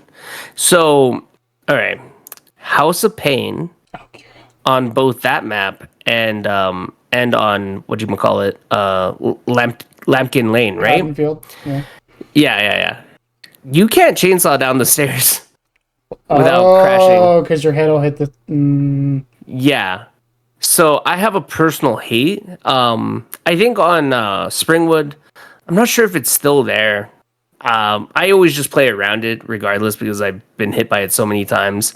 But it was only one staircase before that would really screw you over when you went down it. But Lampkin Lane, yeah, it's still there. I still forget on that map. My question though was more about the perk changes and such. Oh, the perk changes. Yeah. I like all of them. I'm kind of sad that they didn't keep Zanshin how it was on PTB because I think that they should overbuff perks for Killer to give more variety, right? Because as somebody who plays both sides, right? When I play Killer, I think it's really lame that 90% of the perks are just trash, right? I think, they should have kept Zanshin how it is because that would have put it in meta. And I think if you make a lot of perks that are overpowered that people are like, wow, yeah, I want to use that, right? That'll incentivize them more. Maybe do a slight number change after, but get people, on the train to want to use it. I think that's one of my favorite things about Chaos Shuffle. Yeah. I think one of the best things Chaos Shuffle did was I think it showed people perks they don't really use and how good they can be. Yeah, but there's also have you ever loaded in? You're like, wow, I got Insidious Monster Shrine. Hey, I got territorial imperative value 3 times in Chaos Shuffle the other day. I did get one time. I did get territorial imperative value, and I was just like, oh, they're in basement. Oh, they have shadow or strength in shadows. Oh my god, thank God. But the thing with it is those are the kind of patches I want to see more. For me, it's not so much for me, I am a huge advocate for throw shit at the wall and see what sticks. So I like it when patches are really, really not random's the wrong word, but I like patches that okay, Zanshin is now OP. Quick Gambit is now OP. Pain Res is now nerfed. Or like dog shit. Overcharge is now OP. Like I like it when like they do these patches that like completely shake the perk meta up. Yeah. I came from League of Legends. Same. Like, Yep. yeah, right? And you know what their model was, right? Every 2 weeks. Yeah, they want to make everything overpowered so that nothing's not and everything's viable. And that, I think, is such a good mindset, right? To have everything be super viable because of how strong everything is, instead of having 90% of the roster being dog shit, only use the 10%. Yeah, and I think there's a line. Obviously, I think outliers need to like old dead hard. I think outliers clearly need to be reined back in. But yeah, I kind of agree to an extent. Yeah, no, like there are things like But there's what do you call it? Buckle up for the people combo. Yeah. Like, that was not okay. But like there's other stuff too. Like I think people forget like bamboozle. Dark arrogance is an example I always bring up because people are like, dark arrogance should get buffed. No, it shouldn't. No, it shouldn't. You know why it shouldn't get buffed? Because if you combine a buffed Dark Arrogance with Bamboozle, it would be broken as fuck. and with Superior and with Undone, dude, windows are nothing then. Like, that's the thing with it, is that, like, you also have to take into consideration everything else around it. I think the DMS change is a good example, too. So people were saying it was bad and unhealthy, and like, oh, well, now DMS is dead. I have been seeing on Twitter for the past, like, 3 days, people complaining that DMS is too good now. It's not too good. That's the thing. I actually feel like Deadman switches are, well, I feel like it's weak. If you it's like what, 10 seconds more? Yeah, what was it before? No, it was 30. They both did a 50. Okay, 20 seconds more. Okay, yeah, I still think that's one gen. Yeah, you know? but the thing Just is, go to a different gen. Yeah. Finish another gen and then go back to that. yeah, but if you pain res that gen, and that's the one that gets the person off of it, which it probably will, that gen will now lose almost half of its progress. But wait, no, because it doesn't stop progressing while entity blocked, or no? Nope. Oh, I thought it did. Nope. Okay. That's why people are complaining about it right now. Yeah. But still, like, either way, like, no offense, but like, bro, like, if as long as everybody's doing other gens and they're not just like, Yeah, but that's we're one. all on this one. That's you know? one. That's Like, one less gen for the killer to worry about. Yeah, that's value out of a perk. Yeah, I know. In my opinion. Yeah, no, Yeah. I don't have a problem with it at all. Yeah. But it's and once again, I don't know what the regression happening while it's blocked is intentional or not. I think it is. They're always weird with that. I never know if it's intentional. Because Jolt used to do the same thing. It used to work with if it was blocked by deadlock. And then they changed it. And then they changed it back. And then they changed it again. Yeah. So I don't know if that's intentional. But no, I also agree. I think maps are the big thing they need to look into now. I think perk balance wise, I really do think we're in an okay spot. I think there's a couple outliers that could be looked at, but don't need to be looked at, if that makes any sense. Oh, like, the only perks that I could think of right now that should be looked at. I'm trying to think, and I'm just like, is there any perk that I'm like, that's dumb? Well, it's like even with like I can't even think of anything right now. I think perks are actually pretty like good in place right now. Even with like the Franklin's Weave meta when that was a thing. Yeah. My reaction to that was, if this is the thing we're complaining about, the game is fine. Yeah, because like Frank's Weave, for me at least, it's not that like, oh wow, this is so overpowered, right? I don't think that at all. I think, oh man, I lost my item. This sucks. Right? You know, like, because I was playing it during Anniversary, and my biggest pet peeve was I'm not keeping my item, and I'm leveling up this character, and now I have like no items on them because every game. I would just not bring items. I didn't bring items for like 2 months. Yeah, I stopped bringing items for a while, but it still felt bad. You know, you want to bring items, you want to play the game and have fun like that. I think that's a different problem though, where it's just like it's not overpowered. It's just annoying, but it's not a big deal. You know. And but once again, I I still want perks adjusted and stuff, but like I don't think there's very many like outlier perks at the moment. Yeah, I think there's more so like add-ons on certain killers that maybe need to be touched up. Dracula, Medusa's hair. Anyway, The fucking glow up that add-on got. Remember how bad it was on PTB? yeah, and now it's just like so oppressive. It's insane. 12 meters is quite a bit. Rat poison on Chucky. God, please rework. Oh yeah, Please rework. that's another one. Yeah. But yeah, like I said, I think maps are where we really need to start looking into. And from the looks of things, from what the devs have been saying, I think they are starting to do that. Yeah, I just get scared because we got things like Would you rather them try and fail or not try at all? No, I'd rather them try and fail. But like we got things like Azerovs, like I won't lie, Blood Lodge is yeah. And Run to Main. I mean Gas Heaven. I call it Run to Main though, because that's what all it is. But I won't lie, they actually fixed it. That one I'm proud of them. They fixed it. Run to Main, that's like 90% of the maps. Yeah, but that one was like a big offender on it, right? Because like Main was just it was like Garden of Joy pain, Like it was just they would run there and no matter what you're wasting time. Actually, you know what? I'll give them the benefit of the doubt though, because they did fix that map, Gas Heaven, because blocking off that other door, huge. Like actually huge. Now it's just like you do a little chase and you're good. I think for me, and I've said this many times before, and let me finish my statement before you judge me. I do think maps need to be slightly survivor-sided. Okay, can I ask for an example of a good map? Like what you think is perfect balance? Dead Dog. I know it's a background footage, but Dead Dog. Okay, wait, no, I'm sorry, but you think Dead Dog is balanced? I think Dead Dog is one of the best maps in the game. Okay, but this is a map where you usually have to break like 5 breakable walls to start playing the game. Depends on the killer. It depends if the survivors have balanced landing. But yeah, I mean, it still depends on the killer. The survivors have options. Even once their resources are up, they still have options. Yeah.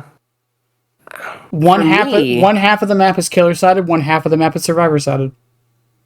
Yeah. Do you want to hear it from me? What I think a perfectly balanced map is? You're not gonna believe it. If you say fucking Macmillan, I'm going to rip my hair out.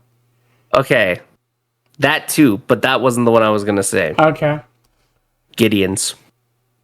My favorite map. I could see the arguments. I don't agree with it, but okay, let me rephrase that, because as much as I hate Gideon's, I often do agree it's a decently balanced map. Okay. You got resources.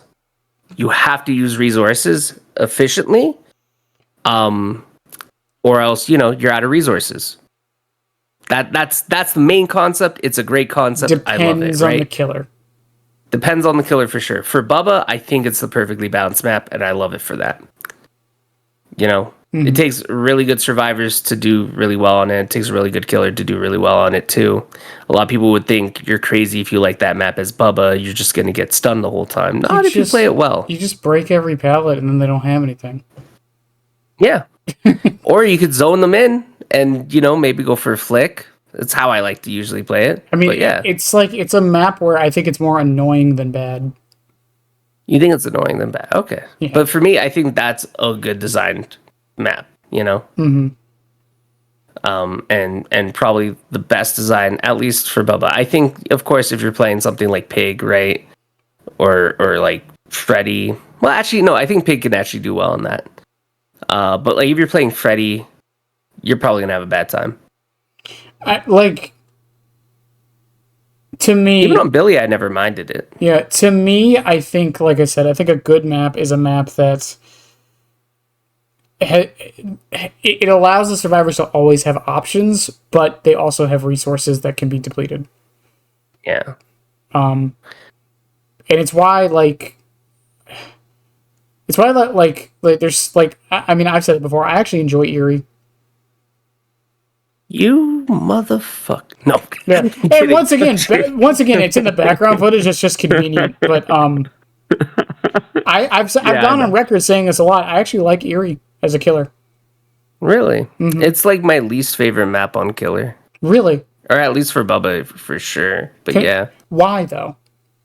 The gen spread. And I'm not gonna lie, it chains pretty well into each other. And it's a pretty big map still, regardless of the decrease of size. I just cut off one of the corners. Yeah, and then on top of that too, you have the twigs. Okay, that makes more sense for Bubba. Okay, fair enough. Yeah. And so for me, like, if I want to go chainsaw around certain tiles, right, I have to go wide and lose distance, which more often than not will, help them out a lot more than it really should. But yeah, for me, that's why I hate on that map. I spit on its grave I just and all of that. I just do what I used to do to RPD. I just cut it in half pretty much. Yeah. And I think that's how I get by with it. I mean, don't get me wrong, I'm not gonna say I like Garden of Joy. I fucking hate that map too, don't worry. Oh yeah. I hate Bad Ham. I hate I would give you Dead Dog as a balanced map if it wasn't for the main building. That's the thing though. I think the main building being strong is fine. I think the main building being very accessible on a small map like that is what I think is the problem. Maybe, but like I feel like it's part of it is like because if you catch them out or block them from going to main building somehow, like coming from a certain angle, that's why I like the map. I think if it spawned maybe without me needing to break the breakable walls, I'd be more inclined. Well, once again, I like the breakable walls because I feel like that gives killer choice sometimes. I think another one is like I really like I like Greenville. Greenville? Oh, I despise Greenville because I feel like it's not M2 killer friendly. So here's why I like Greenville. I like Greenville because it's one of the few maps where the survivors get the choice. And what I mean by that is there's the gen in the fountain and the gen in the theater. If they do both of those gens, the map is now killer sided. If they save one of those gens for last, the map is survivor sided. I feel like I've never seen. Well, I won't say never seen, but like majority of the time, like anybody with a brain knows not to do those ones. It's just like Hawkins, right? But you say you don't that. do the ones on the opposite side. You say that. And having to rely on your killer game if the survivor does a gen completely feels bad. Well, no. I think a killer should stand a chance regardless, and I feel like that's the thing. M2 killers having to eat a shit ton of pallets in the middle is kind of like, ugh. But that's the thing. So if you want to force them to do those pallets, or those gens, don't go there. Yeah, no, you have to ignore it. But then it's also like, and then it becomes such a big map. But that's the thing. Just ignore those two sides. And now you're making the game like I said, the middle of the map, in my opinion, once a couple of the pallets are down, it's basically killer sided. Yeah. But then that's why also the like I'll get hit here and then I'll always run across there because that's what I do, and I won't lie, like it's kind of easy. That's why I like it. I like the give and take the map has. Yeah. No, but you don't need to drop a pallet in the middle, right? You could just get hit and then hold W to one of those sides. Usually movie theater, because movie theater has like a really good pallet. The car in the parking lot's in the corner. Yeah, and then the killer and that's how I always play it. And and then the killer has to make the choice if they chase you down, if it's worth it for the time, or if they stay. Yeah, but then everybody does that, and then it's a long game of not getting anything done. That's what I don't like about it. I like that. You are crazy. I like the macro aspect of it.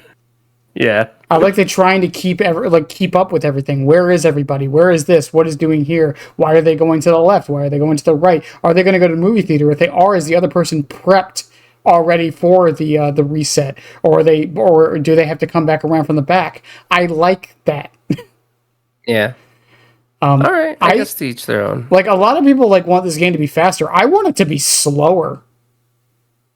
Yeah, no, I think it being slower would be good, but I don't think in terms of making maps more like Greenville would be nice. Mm-hmm. Yeah. And it's a personal thing. I mean, it's like one of my favorite maps used to be RPD. I don't like RPD because that's a whole W map. Yeah. Well, I like RPD because it's consistent. It's my reasoning for that one. Yeah, I'll give you that. Like, I won't lie. Majority of the time, like, I do win when I go RPD, right? But it's like a game that I feel is not fun. I just enjoy the fact that I know the map and there's almost nothing that changes with RNG on it. Yeah, just like Larry's. Yeah. Well, okay, I hate Larry's. It's just because the windows are annoying. Yeah. When you have like 3 windows and you're like, damn it, why did a door not spawn here to make this like, you know? Yeah. It's one of the loops becomes a god loop just because the door happened to spawn. Yeah. But moving on a bit, power levels of Bubba. I don't really pay much attention to where people put him in tier lists for the most part. So I don't know what the general sentiment is, but where would you place him if you had to? I put a middle B tier. Do you think he's like middle of the road killer? Maybe, yeah, middle B tier, maybe a little bit higher in middle B tier. I think just because of maps. That's the only thing that really like holds him back is just, you know, how many big maps there are and how many like overly survivor sided maps there are. And aside from that, like if more maps were like what to my impression of what I think balanced is, I think he could go up to A, but with the current map design, I don't think so. Do you? Yeah. Who would you put directly above him and directly under him? Ooh. All right. That's a really good question. Yeah. So who would I put directly above him? Who do you think is just a smidge stronger than Bubba? Yeah, smidge stronger. And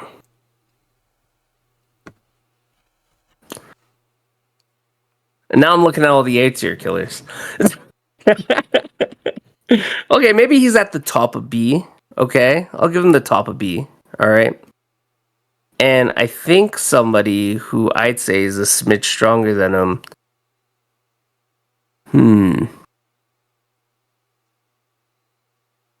I guess Huntress. Huntress. Interesting. Yeah. I think she's a smidge stronger than him. Maybe Pyramid Head. And a smidge weaker than him? Smidge weaker than him? I only asked this just to get a relative stance. Yeah. I guess smidge weaker than him would be Demogorgon. Because I can see them being kind of comparable. Okay.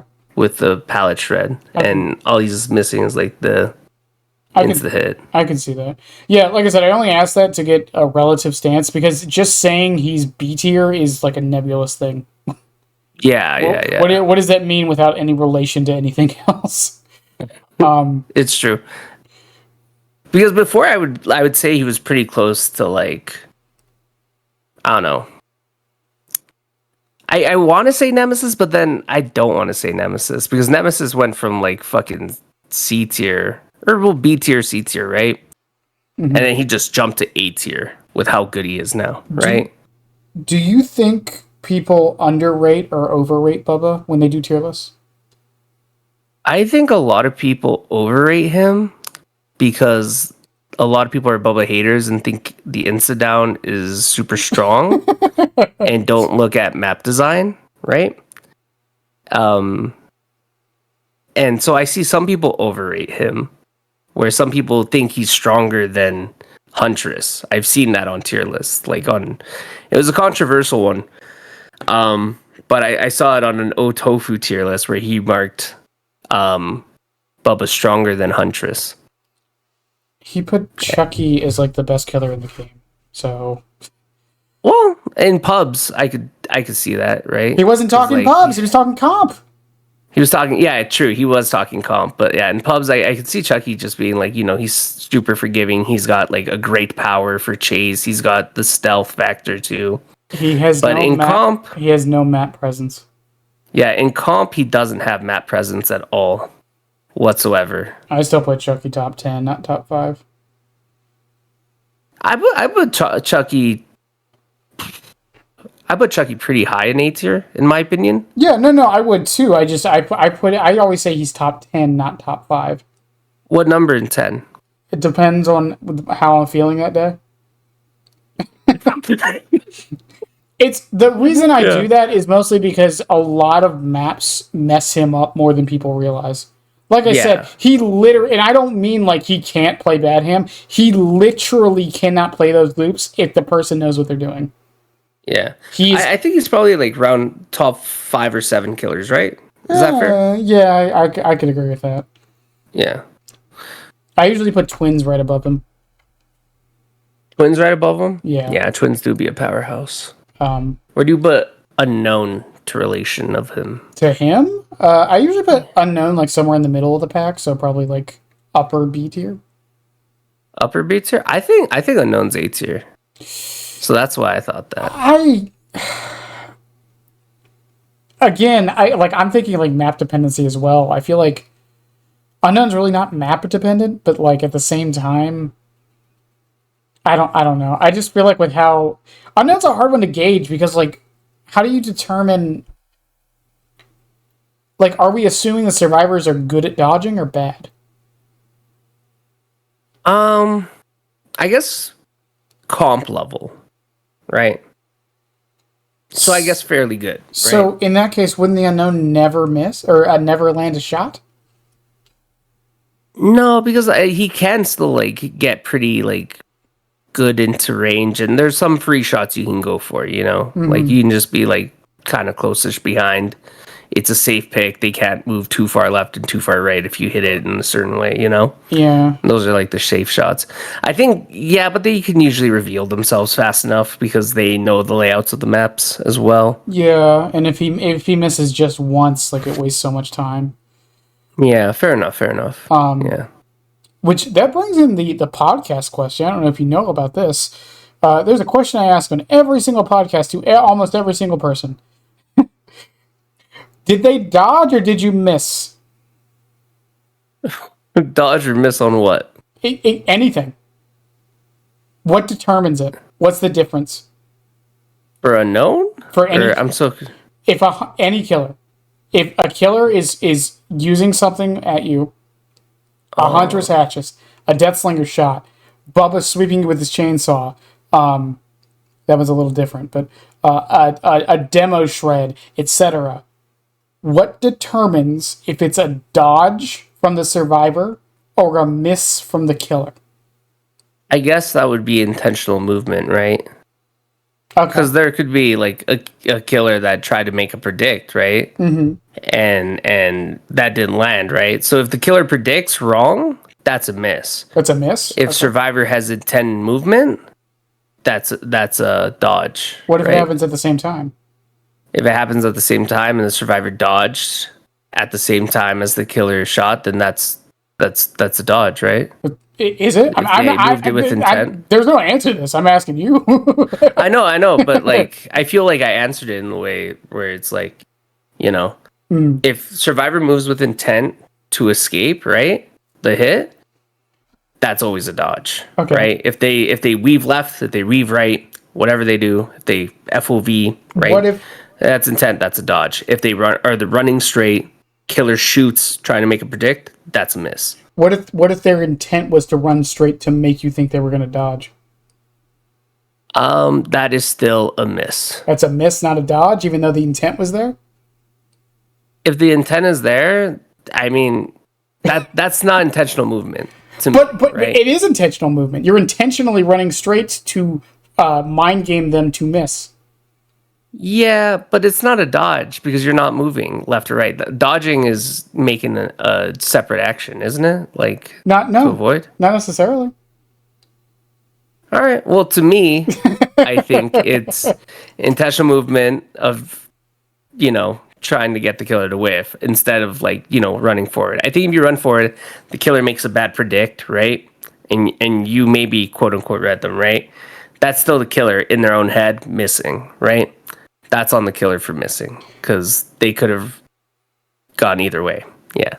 So if a huntress is, you're in a dead zone, a huntress is aiming a hatchet at you. They throw it, you're running in a straight line because you think they are going to think you're going to dodge. That's a miss? That's a miss. She missed. She missed. You didn't dodge it by mind gaming her. I didn't dodge it by mind gaming her there. Okay. No. Okay. I love that question. Yeah. I've had people go on like 20-minute rants trying to get a solid answer. Intent seems to be the determining factor for what most people say. But like I said, if your intent is to move forward to make them mess up, then like that's where I think that kind of falls apart a little bit. There's opinion. always the scenario, right? Like where you're at shack, right? Mm-hmm. And there's that long way, the one without the window, that side, right? Hatch side of shack, right? Mm. And the huntress is pulling up her hatchet, and you run straight because most good survivors dodge, and the huntress is gonna, know that, and so she's gonna throw it outwards, right? And you run straight forward. She missed. You didn't dodge. Because if you dodged, you would have moved left or then back right or something, right? But you ran forward. But predicted her. But in a situation, by doing nothing. But in a situation like that, you can't dodge. You can't dodge then. You can't dodge, yeah. So, but you can predict her. Predicting is different than dodging. Yeah? Is it? It is, yeah. Isn't dodging just taking a prediction and making an educated guess off of the prediction? To me, dodging is avoiding in movement. And so I think maybe I just see it different, but that's how I see it. Yeah. I love that question so much. Yeah. It's been memed to death, and I love it. Next is tips for Bubba players. So when I say new, I'm talking like 400 hours in the game, 300 to 400-ish. Not like straight booted the game up and it's like, I'm going to play Bubba. No, they have a couple hundred hours under the belt. They're like, you know what? I really like Bubba. I'm going to start playing him. What tips would you give to that person? All right. Don't overuse your power. Don't use it too early. Kind of just learn how to measure distance pretty well. Mm-hmm. Don't hold down the button to use the charges. That's not how it works. I've gotten a couple streamers to play Bubba for the first time, and it's a common thing where they think just holding it uses the charges as automatically, It makes sense. Yeah. So learn the timing. Mostly I would say focus on the animations and kind of base it off that. And after, like, if you focus on it after a couple games, you'll figure it out, right? Mm-hmm. I think that's a really good one. And build up a muscle memory. Maybe even do what I do: 1 rubber ducky, 2 rubber ducky, to kind of like count it out before you click the button again. Okay. There's also a thing that a lot of people I've taught that didn't know it. I remember there's this one Bubba main. He did not know this, right? And he had P70 Bubba, and I was like, you didn't know this? And he goes like, yeah, I had no idea. And it was burning your charges for speed. You move faster for every charge, right? You ramp up speed. So sometimes, tractor on corn, right? If you just skip to your second charge right away, you burn an extra charge right away, you can make that lip on the tractor to get around and down somebody easy there. You can technically do it in the first charge without having to burn a charge, but you have to wait until 60%. And sometimes the time doesn't line up properly, right? But yeah. Sometimes you can use it just to get to a survivor faster and down them. It's a really good tip. I love doing it. And it gets me downs all the time, especially when you're flicking. You'll flick one way, you flick the other way, and then you see that they messed up. You burn that last charge a little bit early, you catch them, easy. And then another one is false locker text. I've shown a couple Bubbas this. I love doing it. It's where you crash into the locker next to the survivor that they jumped into. I've been seeing it all night on the background. You've been seeing it in these little videos, right? and they think, "Oh, what a dumb Bubba! What a doo-doo brain motherfucker!" Right? And then they jump out, and you flick, and you knock them down, and you're like, "Yeah, you fell for it." And I guess my last one is just something that's general to all killers: is zoning. Learn how to zone. Put them in a position where they are forced to go back to where they've already dropped pallets. Sometimes you don't break the pallet right away. You make them vault the other way. Then you break it. Then you push them to a dead zone, and you'll get an easier down. Sometimes they'll drop a pallet, and I've seen this happen before where somebody runs around it, and then they move the survivor from where they would have to run to edge map, and there's nothing there, and they give them main building, and they kind of shoot themselves in the foot. So, learn zoning. Bubba is a great zoning killer. He's absolutely wonderful with it. And one people don't like to give out, but do you have tips to play against Bubba? Honestly, just never drop a pallet, honestly, and just let them down you for free. And yeah, no, like a game should go well. Yeah, definitely, believe me, trust. But real talk, not a lot of Bubbas use Iron Maiden. I love using it because I don't like dealing with lockers, and people get annoyed when I take Iron Maiden that are survivors. But I play for my enjoyment, not theirs, right? So I take Iron Maiden, and that's because lockers are your biggest counter. They'll force you to M1, and then they'll get distance, and then, So, honestly, jump lockers if they don't have Iron Maiden. You can build some really good distance, especially if you know the chainsaw timing, for the tantrum timing, I mean. And that's like a really good tip. Like, you can really counter a Bubba with it. And there's even some perks that really do counter Bubba too. That like work with lockers, like head on, is incredibly good against Bubba. And I won't lie, I will camp you if I see you with that shit. That shit hurts, bro. Have you ever been hit by 2 doors at once? God damn. Other perks that are good are like dramaturgy or lithe, right? You vault a window, you make distance, beta my existence. Dramaturgy will allow you to outrun Bubba's chainsaw when he's like kind of close behind you. A lot of the time, if you use it at the right time, you will outrun his chainsaw, and it's super good. Especially if you get the double speed one. Even the single speed is good. My high school PT coach was right. What? So my high school PT coach is right. High knees are the best. High knees are the best, exactly. And then, yeah, I guess just chaining tiles. Okay. Bubbas want to use their power, and if you chain a lot of windows together, he kind of is forced to M1 you eventually, depending on how many windows link up. Like sometimes you just have 5 windows linking up with a filler pallet in between, and you're like, and you might just be able to force him to M1 and elongate that chase. Right. Yeah. Okay. You said you hadn't really seen the movies, so this next question you don't have to answer if you can't. But how well do you think Bubba was adapted to the game?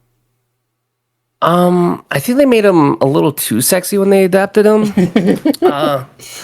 Too much dump in the trunk, if you know what I mean. Okay. Yeah. Like, if you look in the movie and you really stare at his badonkadonk, right? It's not as bodacious. But if you look right now in DBD, like, they really gave him a firm one. Like, that shit bounces. Like, you could bounce a nickel off that shit, right? How many fucking metaphors do you have for butt? That seems like a lot. Sorry. That was like 7 metaphors for the same thing in like 2 sentences. My bad. What I meant to say is I think they did a good job with the adaptation. I never watched the originals. I do want to watch the originals, just never got around to it. You should. They're really good, especially the first one. Yeah, but I feel like they did Bubba justice. They made him a killer where he gets stunned. You're kind of empathetic because he's not fully bad. He's bad circumstance, right? But he's still Bubba. He still will eat you. Well, feed you to his family at least. I But yeah. I think they did this idea of like an unstoppable force with Bubba, right? Ironically, and I might get some hate for this, I think Bubba is a better version of Nemesis than Nemesis is. I could see that. I could see that. Like he he really literally is an unstoppable yeah force that you have to just hold W against. yeah he literally just runs you down. Yeah. There's more to it, obviously, but for the most part, like his kit is designed to just run you down. It really is. I love how they adapted him. It's just like he runs you into a corner, he traps you, you have nowhere to go. And that's kind of like how he does in the movies, right? Mm-hmm. He kind of he pins them down, and that's where he gets you, right? And he'll walk you down until he gets you. Well, except like the first kill, he kind of just opens the door and hits somebody. yeah. But yeah, no, I think they did a wonderful job adapting him to Dead by Daylight. Now, I think when he came out, it's a whole other discussion. Billy 2.0 and all that. Which, in Behavior's defense, wasn't really their fault. For those who don't know why Bubba and Freddy were so bad on release, I've talked about this a few times, but basically what happened was Behavior made Hillbilly as a homage to Bubba. That was the whole point. And then they got the license to Bubba, and they were making Bubba. And what happened was the guys who owned the rights for Freddy came to Behavior and said, hey, you can put this in the game, but it has to be done by this time. So both of those chapters were rushed because of that. Yeah. That's why Bubba didn't get a survivor. That's why Freddy and Bubba on release were eccentric. Let's just say eccentric. And that's why Bubba was basically just Billy 2.0. Yeah. I wonder if they will actually ever come back to giving Bubba a survivor. I don't know. Because with TCM, I don't know. I don't know if it's possible.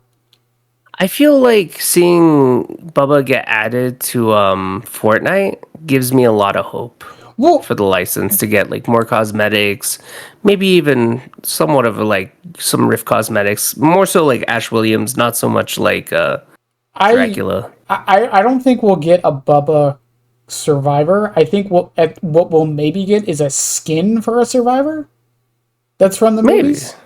Yeah. I think that would probably be the closest we get, which I'd be down for. Honestly, I say this a lot. I feel like whenever we talk about licenses, I think we focus too much on chapters and not enough on like cosmetics. True. Yeah, there's some like licenses I can see fitting in this game as cosmetics and not full chapters. Yeah, a lot of people I like in my community, they always mention Mr. X as a Nemesis cosmetic. Yeah. And honestly, I'm a big fan because as much as people don't want to admit it, Resident Evil saved Dead by Daylight. Dead by Daylight would be dead by now if it wasn't for Nemesis. I don't know about dead, but yeah, I get what you're saying. I feel like queue times were so long back then, all the time. Right? I didn't start playing until after Nemesis came out, so I don't really know. Yeah. So, like, back then, the queue times, I feel like I was waiting a long time when I'd play in the morning. Now they're just so fast. I instantly load in, right? But before, I watched a lot of One Piece, and I'm at, like, episode 600 because of how much time I had between games, right? Mm-hmm. And, I'm not going to lie, they got so much faster when Nemesis really came out. I feel like Nemesis pretty much saved Dead by Daylight, and I think that's why Behavior has such a good relationship with all these other ones, like, you know, Silent Hill, and you know, Castlevania. They have a good relationship with that company. I forgot the name of the company that owns Resident Evil and Konami. all. Konami. Konami is Silent Hill and Dracula. Capcom is Resident Evil. Oh, I thought they were owned by the same one. No. Okay. No. Well, I mean, that's my bad. They're basically. I feel like they're pretty much rivals. They are? Oh, yeah. Shit. Well, I feel like that's why they try to have a good relationship with them then, because those kind of licenses save Dead by Daylight. They keep them going. and that's why we're allowed to get like so many cosmetics, because they'll meet whatever demand they want. And I feel like I would love to get Resident Evil again, and hopefully it would boost up the player rate, because every time it has, when Nemesis came out, it boosted it huge. Wesker came out, it boosted it huge, and we need that kind of stuff in this community. I do agree, but I do think we are getting too many licenses. You'd rather original chapters? I wouldn't rather original chapters. I just think the licenses need to be spread out more. All right, I can see that. I wouldn't mind if it was every anniversary and then the rest were original. I kind of prefer the anniversaries being original, actually. I think Dredge and Singularity are great.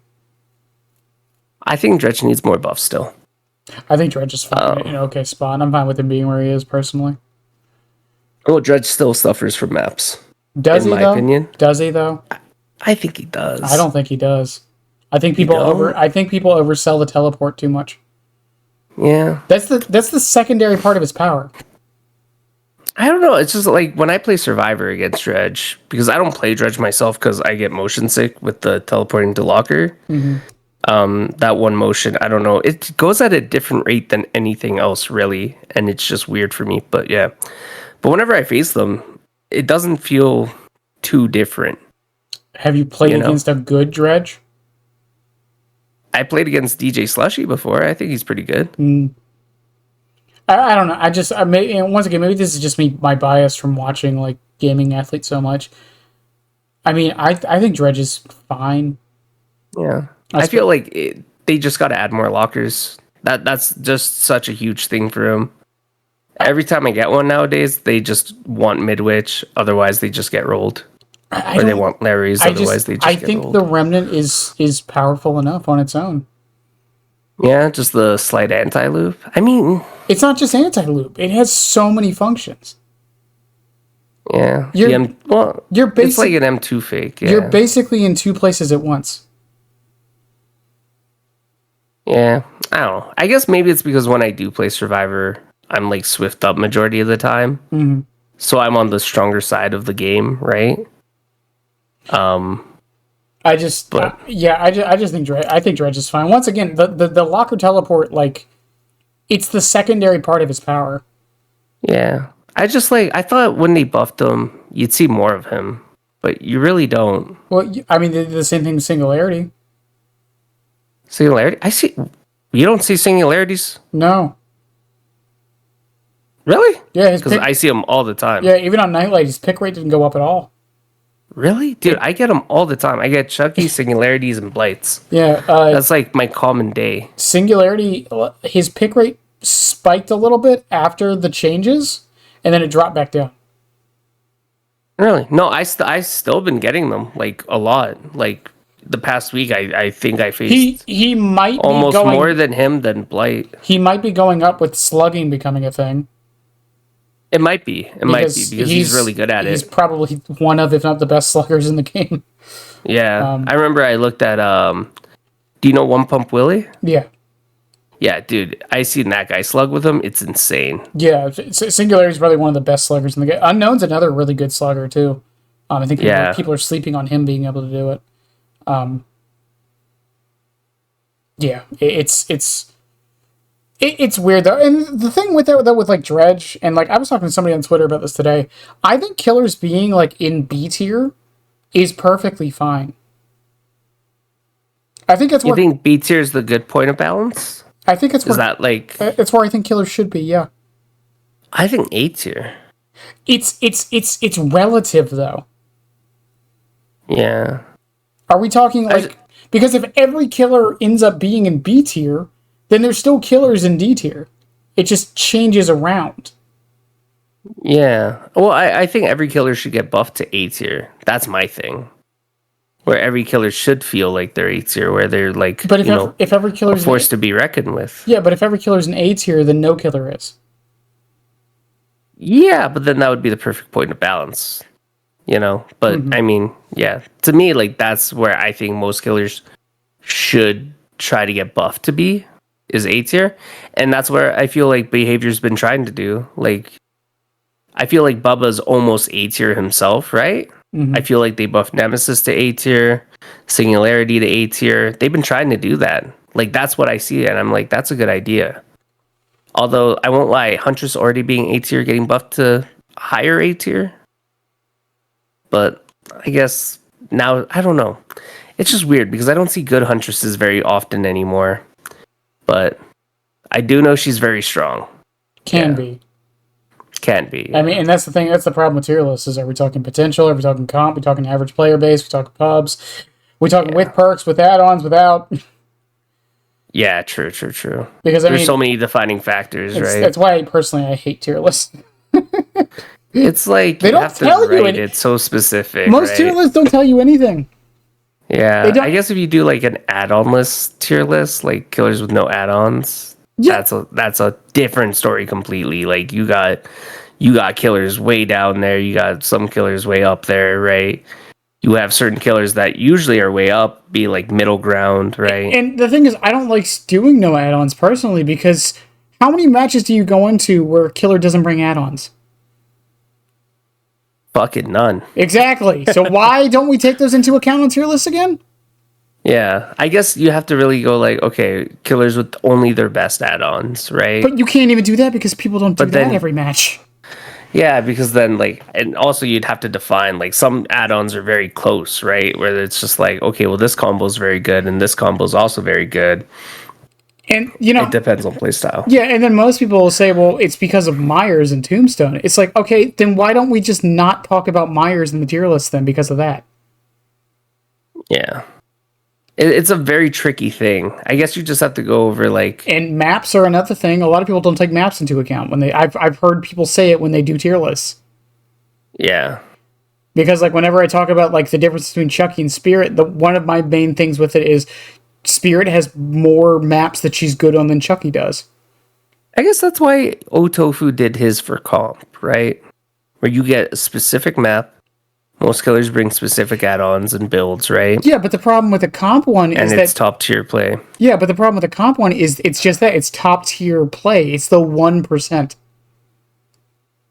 Yeah. A lot of people suck at DBD, true. So, like, if it's the 1%, should that be what we're basing a tier list off of? Yeah, because more people are casual for sure, but there's also a lot of people that do want to be comp, right? Or like they intake that and they try to emulate it, right? But it's definitely not enough of the player base that does that, right? Yeah, it's just like tier lists, like in most games, like are also nebulous for the same reason, but I feel like Dead by Daylight it's more so. Yeah. And it also like no one, a lot of people when they make tier lists don't really define what they're tiering. Like I think a good example is like twins, right? Twins are probably the killer I see the most that no one can agree on what tier they're in. And I think I've always said they were A. I will die on that hill. That's what I've always said, but some people say they're B, some people say they're C. Yeah, I never understood people saying they're C. I feel like it doesn't make sense. Because if they go against a squad that knows how to play against them with the proper perks, they basically can't do anything. It's true, yeah. But how much do we weigh that into account? Yeah, I guess you have to go off of like killer win rate average. Well, you can't. But then you also have Nurse being at the lowest at that point. Then, right? Yeah, exactly. You can't. That's the problem. There's no. Yeah. Oh man, dude. Oh my god, you're hurting my brain. Yeah. Well, it's just like okay. Well, we go off kill rates. Well, we can't do that either because one, we all know kill rates don't actually mean anything, and two, Nurse has one of the lowest kill rates in the game. Yeah, because if we went off kill rates, Freddy's up there, man. Like it's such a nebulous thing that like doesn't really function. And then it's like, okay, well, we're talking general gameplay. Define general gameplay. Your average pub game. This is like you can't. But I mean, like your average pub game. But I mean, like you can still lose an average pub game. Mm-hmm.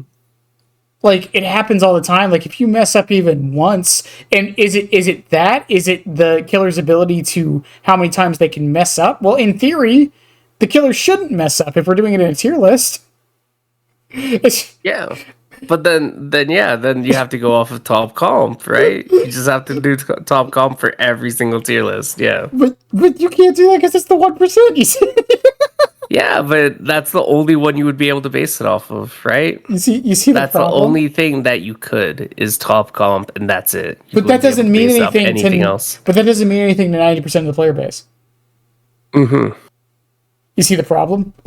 No, I see the problem, but I think that's the only right answer, right? Like, there's no other right answer. It's like you have to base it off that, and you have to base it off you actually trying to be good. So the only right answer would be a tier list based off of 1% of the community that doesn't affect normal pub games. Yep, absolutely. I think that's the only right answer. You see the problem here? Yeah, I see. That's why I don't like tier lists personally. That's why I almost never do them. I like tier lists. Like I did one for Chucky a little while ago where it was, I did a perk tier list for Chucky, but I didn't do S through F. I did works with power, is okay on its own, okay in a specific build, doesn't work with power, actively detrimental. Yeah. I feel like that right there, like changing it from S to F and doing like specific categories. Yeah, I guess when you put stuff as like map dependent and like stuff like that, and you start adding in like very specific ones, you could probably make a better tier list. Yeah. Yeah, and I mean then there's the idea of like, do we take chase time into account? Like 1v4 versus 1v1 killers. Like that is so hard to determine sometimes. Because like, how do you compare? Like, who would you say is the best 1v1 killer in the game? 1v1 killer? Like, strongest to win or just fun to play against? No, like, who is the best 1v1 killer? Who is the best killer in chase? Okay, so the best one to win in chase. Okay, I guess that would just be Blight. Blight? Yeah. Okay, Blight's good at the 1v1 and the 1v4. Who's a 1v1 killer who's not good at the 1v4 that you would say is the best? Who's not good at the 1v4? Deathslinger?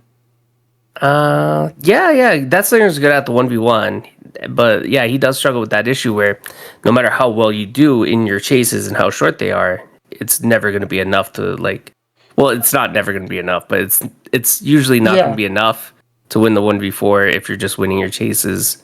It's one where he lacks in because he doesn't have map presence. So how do you factor that in versus a killer like who's really good at the 1v4 but sucks at the 1v1? How do you factor that into a killer that sucks at, which killer rocks at the 1v4 but not the 1v1? Can I ask that? Probably Larry and like Sadako. I think Larry's really good at 1v. Yeah, but I don't think like he's super good at it. Yeah. I'll give you Sadako though. She's good at the 1v4. Yeah, Sadako's probably actually the perfect example for that. Yeah. Okay. But does her not being good in the 1v1 lower her down that much? I guess most people end up rating Sadako low because of her like 1v1 potential, I noticed. Yeah. Yeah. Now that I'm thinking about it, when I think of tier lists, they always kind of put Sadako low because she's kind of just like M1, right? Yeah. She just teleports M1, right? And she lacks there, right? And that's why you always see her get like pushed to C tier or something, right? Yeah, but she has. But I feel like her 1v4 makes up for it, and I think that's her 1v4 is it crushes it, and it's one of the No, I get that. Okay, I get that. It's just like Skull Merchant. Well, before the changes they just did, but like her 1v4 was kind of weak. Yeah. Well, no, I wouldn't even say her 1v4 was weak. She had macro play. Really? Yeah. I feel like Merchant's always kind of got rolled, but like her 1v1 was pretty good. It was her 1v4 that struggled. I would say her 1v4 was fine. I think her 1v1 was actually weaker in my opinion. Really? I think her 1v1 was annoying. I don't think it was good. I thought it was good in the sense where she could get free health states and stuff, and that's why people didn't like it, was because she had a pretty decent 1v1. She can't down you with her power. I know, but she can take a health state and shorten the chase that way, right? For free. Like, basically. But like her 1v4, I felt like no matter what, she can't like pressure that many gens. Because she just has to walk. She's not pressuring the gen. She's supposed to be pressuring the survivors to want to get rid of the drones so they don't get those free health states taken away. Yeah. That's where I think the 1v4 comes from. I guess, but I don't know. I always felt like she was better at 1v1 than 1v4, but I also didn't think she was like the worst killer in the world to face. I'm not saying... I played the games. I played the merchant games. And like usually they kind of got rolled. I'm not saying... And then... I'm not saying like she's like some super oppressive 1v4 killer. Yeah. I was, anyways. I'm just saying, like, I feel like she still was better at her 1v4 than her 1v1. Yeah. I guess if you're talking about, like, release merchant, though, that was the 1v4 that she had. That's when she was 1v4 oriented. And you'll notice... She would hold down that 3-gen no matter what. You'll notice a trend, is that the DBD community as a whole hates macro killers.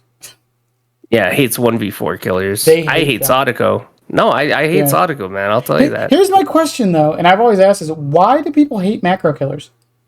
It's because you want to have the 1v1. That's what you want, right? You want to be winning because you're doing well as a survivor, right? Because most people who hate it is survivor, right? Killers love it, right? Killers love playing the macro. Survivors don't. Because they want to be rewarded for doing the 1v1, being good at the 1v1, while doing the 1v4, kind of like the macro, right? The survivor has to play a very long, boring game of hit and run, heal, tap gen, do gen a little bit, and then leave and all that. And that's not fun, right? But what's fun being in chase, right? What would you say to people like me who don't like chase? You don't like chase? No, I play the game for the macro. Yeah, but okay, no, but I'm talking about like when you're playing Survivor. No, on both. Really? So you just like doing gens? Not doing gens. I like the idea of feeling like I'm outsmarting the other opponent. Okay, so how would you outsmart them? Doing the proper gens that need to be done, being able to do heals in the proper spots, making sure everyone's in the proper position to properly pressure the killer in 4 different directions. But you don't like outsmarting the killer while running them? Oh, I like doing playing mind games. That. Well, so you do like chase? Well, no. I gotcha. Well, no, I don't like looping. Let me rephrase that. I like chase. Yeah. So what's different than looping and chase? Chase would be like looping would just be going around a structure. Yeah. Chase would be to me the full thing. Going from structure to structure, knowing which pallets to drop, which ones not to, knowing which windows to take, which direction you should be heading, things like that. And it's not that I hate it, it's just like, that's not why I play the game on either side. Yeah. I find chase very binary. Really? Yeah. I mean, I'd rather be in chase or getting flashlight saves or something when I play Survivor, opposed to just like doing a gen where I hit a skill check every once in a while.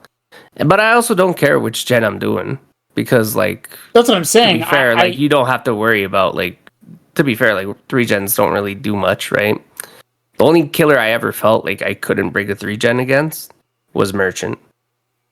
Was like that. That's the only killer where I was just like, yeah, and that was on release. That was on release Merchant, right? And that, like, dude, even the greatest comp team. Also, I understand. I understand the irony of me playing one of the best chase killers in the game, maining one of the best chase killers in the game, and not liking chase. Yeah, it throws me off that you're saying like you don't like chase because, like, to me, like you said, you like mind gaming, right? And like mind gaming the killer, and that's what looping is, right? You mind game the killer. Well, I mean like mind gaming. I mean mind gaming as in like before the chase. So like pre-running? Not pre-running necessarily, but like, how do I explain? So like tricking the killer to think I'm somewhere that I'm not. Okay, so like diversion. Yeah. Okay. That's how I prefer it. And then on the killer side, I mean, again, I main Chucky, but like even on Chucky, I like my favorite thing on Chucky is Chuck spots. Yeah. It's literally me standing still. Yeah. That shit never gets old to me. I love it. I love bamboozling people. Yeah. I think, okay, well, I think what I would say to you is like people like the interaction with the killer, Oh no, I know. right? I get it. Yeah, and like your interaction, I guess, is different, right? But majority of people like facing a killer they can fully interact with, opposed to one that's just like hit and run. You feel kind of cucked, right? You feel like, oh, I wanted a full chase, but I just got like, stealth on, hit by a wraith, and then they left, right? And, you know, now I have to like worry about getting healed and do a gen and risk being like snuck up on, right?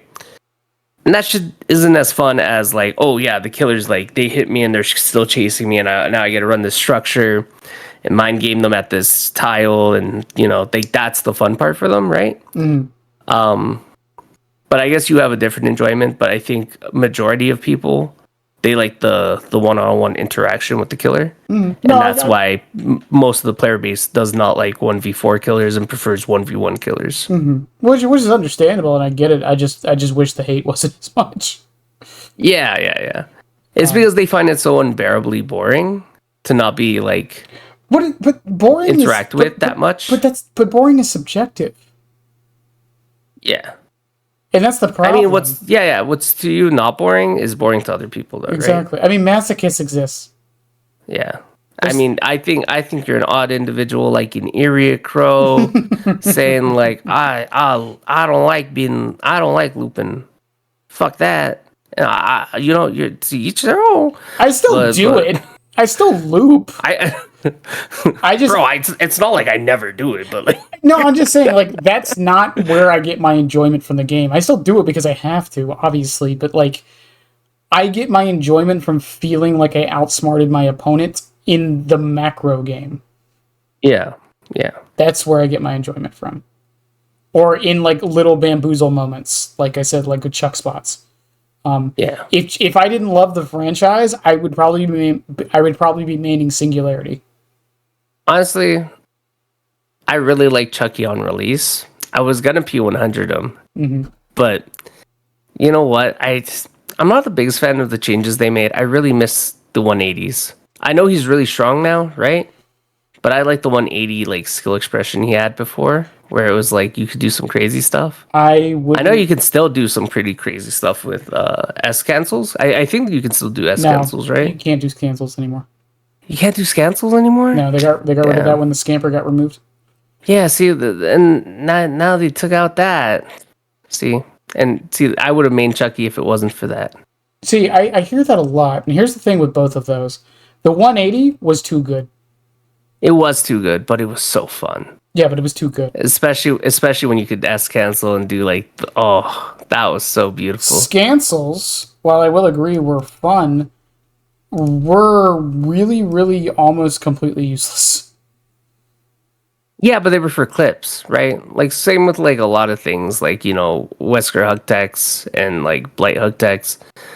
Most of the time, it wasn't the most optimal, right? But people did it because they wanted a clip. Because it looked cool and was like, haha, look, I fucking shit on you with style. But what about the general player base? General player base? The ones not going for clips. The ones not going for clips? I mean, yeah, for them, it didn't matter to them because they wouldn't use it, right? Yeah, but they would get hit by it. They would get hit by it, yeah. I guess, yeah, for survivors, how did it feel, right? I mean, gave them more of an opportunity a lot of the time. Well, the cancel one did for sure, but my like, and I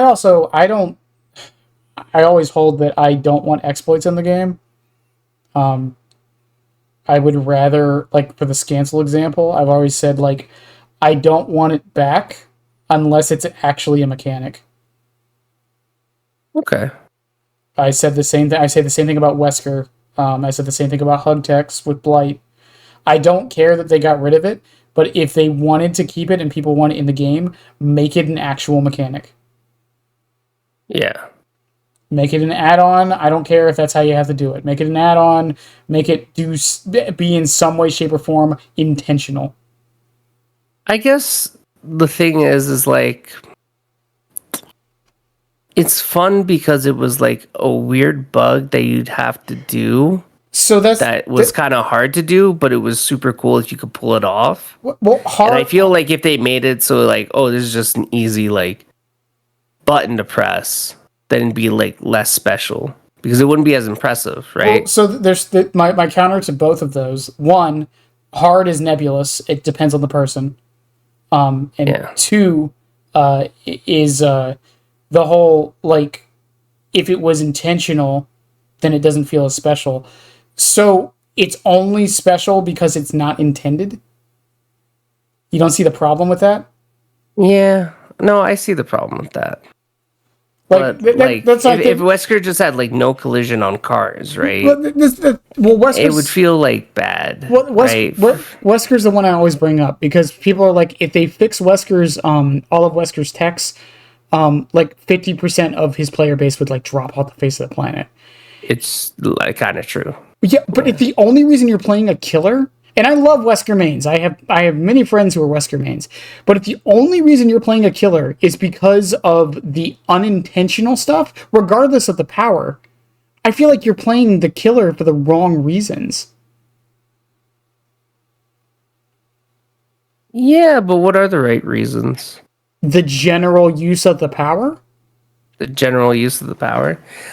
I think the right reason should be because you have fun playing them, right? And like if these fun little techs, right, that are like, you know, but quote unquote bugs, right? Like, well, it is a bug. It's just yeah, right. Where it's like something that they worked hard to master because they feel like, oh yeah, that's such a fun thing to have, right? So I don't know. Okay. When you say behavior came out with it and said that it's intentional, what if it was like, do you mean it as in they make it simplified, or do you mean they make it as in like it's still how it is right now? No, where it takes a lot of skill to get it. They just make it intentional somehow, like how they did with Knight's bug. I think it's so. What do you mean by Knight's bug? Knight had where he had the bug where he could have multiple Knights? No, Knight had a bug where you could manipulate how the guards chase you by running to a window and then not like faking a window. That was a bug. That was not intended. The survivor aspect. Yeah. I thought you meant like for the killer, not against the killer. Okay, yeah, but it's the same concept. But yeah, that was a bug. That was unintentional. It's intentional. Yeah, now. It's in the game. It's part of his kit. Okay, yeah, but my thing is like, is it something that you would say like they would just make it easier, or is it like it would stay the same? Because if it would stay the same in the how it is right now, right? Mm-hmm. I think that's fine. With hug techs, right? Or how they had scampers, right? Or S-cancels, I mean. Or scamper cancel. Whatever. However it was said, right? Mm-hmm. Like, if they did it like that, like where it stayed at the same difficulty, yeah. But if they dumb it down and they make it easy so anybody could do them, like, just pick it up. First time they tried playing Chucky, they could do it. First time they play Wesker, like, Wesker apparently has no collision on cars, then no, I would not agree. But if it stays to the same difficulty, where it's like, you know, you have to kind of get in that right spot, then I'm down. If your one thing is that they say that they own it and they'll be like, yeah, no, sure, it's intentional, why not? Well, I think for like Wesker, for example, I would just make his collision more apparent. That would be how I would make it intentional. I feel like that would be such a risky thing. I feel like if they kept it the same and just owned it, would that not be enough? The thing is, if the devs come out and say it's intentional, I can live with that. But until they do, it's an exploit in my mind and shouldn't be in the game. Okay. As for making it intentional, like I said, if they made his collision like on purpose, kind of rubber bandy like it is now, like on certain objects, I would be fine with that. And I feel like it would still have the skill expression it does. Same with Blight Hug Techs. Like if they made an add-on, let's say it wasn't base kit. If they had an add-on that gave Blight the same collision he used to have so he can still hug tech, would you be fine with it? They gave him an add-on? No. Because that would be, I feel like that'd be annoying. Why would that be annoying? Because then I feel like he could do it more freely than he should be able to do it. Well, no. The add-on would literally just revert his collision to how it used to be. Oh, It I wouldn't. see. It So wouldn't do it the would just hug make tech. him. So it wouldn't do the hug tech like automatically. It would just be like it would just give him the old collision and be fine like that. Yeah, I'd be Yes. okay with that. Yeah, that way they can keep Blight in the intentional state they want him to, but the people who want to play him for the hug techs still have an option. Okay. It's Yeah, just I like, could be down for that. it's just like for Chucky 180s. I made a suggestion a long time ago that they should have an add-on that increases his turn rate. Yeah. I would like that if they did give him an add-on like that. Okay, I fuck with that. And You're speaking some sense. Yeah, and then my way of balancing it for especially for Chucky would be only after a scamper. So if he slice and dices a window, he can then 180 at some point. Yeah, because right now, usually, when you do like scamper, right, quote unquote, which is just use your power, you hit the pallet, you go under the pallet, right? You can't hit anything Well, because every survivor's gonna like. It's pretty easy to avoid. tell Twitter that. Tell Twitter that. To be fair, like I guess most people they don't play to the degree that other people do, right? Like I don't know how many hours you have in the game, but you probably got thousands of hours like I do, and a lot of people don't. Right? How many hours do you think I have in this game? Spitballing 3K. Damn, it's almost exactly right. 35. Yeah, I could believe that. Just because your mindset on things, I like it, and I feel like that's that's how I feel like your mindset is. It rubs off as like a 3K hour person. Yeah. But yeah, I'm fine. Like, it's more a principle thing to me than anything. I don't like the idea of exploits being the only reason someone enjoys something. Yeah. That's all it is. And I hold to this in every game. And just like with I bring up rocket jumping a lot. Because rocket jumping in you know what rocket jumping is, right? No. Rocket jumping is in an FPS when you shoot a rocket at the ground and jump, the explosion makes you jump higher. Oh, okay. I didn't know that. No. So that is from the source TF2? engine. No, well, TF2. That's so the history lesson for it. Back in the 90s, I forget the game exactly, but basically one of the games on that engine actually, that was an exploit. Rocket jumping was not intentional. So when the devs did their next release, they made it intentional. Okay. And then when TF2 came out and Soldier can rocket jump, not only did they make it intentional, they made it a whole part of his kit. You're supposed to do it on him. That's part of the appeal of playing him is the rocket jumping. I feel like there's other characters. I feel like there's a character in Overwatch that has a similar thing. But yeah, I get what you mean. I think it's Junkrat. Yeah. Yeah, Junkrat also has rocket jumping with the mines. Yeah. I was thinking, like, what was that character's name? Because I haven't played Overwatch in a minute. But yeah. Raze, I believe, has it in Valorant. She has satchel charges and a rocket she can use. I haven't played since Chamber got released. So. But yeah, that must be a newer character. But there's other things too, like even on the Survivor side. Like remember when double vaulting was a thing where you could vault and then you could vault back and it was silent?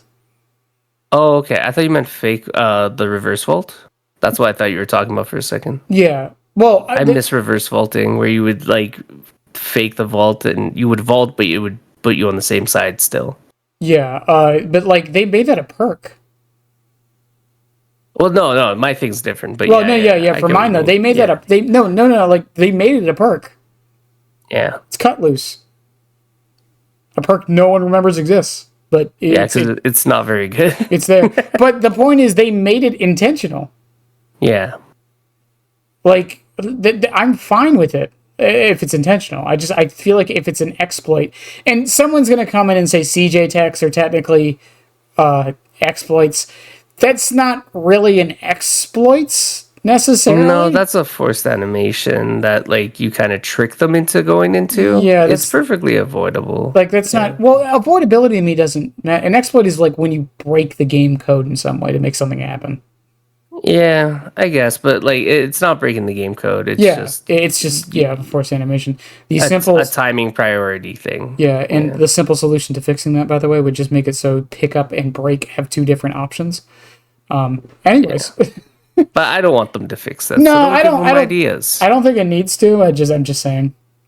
Yeah. If they wanted to, that's how they could easily fix it. Just give it two different buttons. Controllers have I think 2 extra buttons that don't do anything. We were talking about Bubba's adaptation, by the way. Yeah. I think we probably should wrap it up here soon, right? Okay. We already talked about maps a little bit. Skins. Bubba doesn't have too many, does he? He does not, but they've given him a couple. To be fair, they've given him a couple. They have, some really good ones, but they definitely don't have a lot. Mm-hmm. I would like to see more. I did say that I feel like they could get more. Seeing him go into Fortnite, I feel like we could get more cosmetics, right? Mm-hmm. Being, a licensed one, I still think he also has chances to get blighted. I've been wanting that. Yeah, for ever. I could see that maybe happening next year at this point. I think they're going back through a lot of licensed killers, which is great. Yeah, I honestly think they gotta up the amount that they do to kind of catch up. And I liked how many they did this year, which was 3, right? Because I think before it was just 2, if I recall.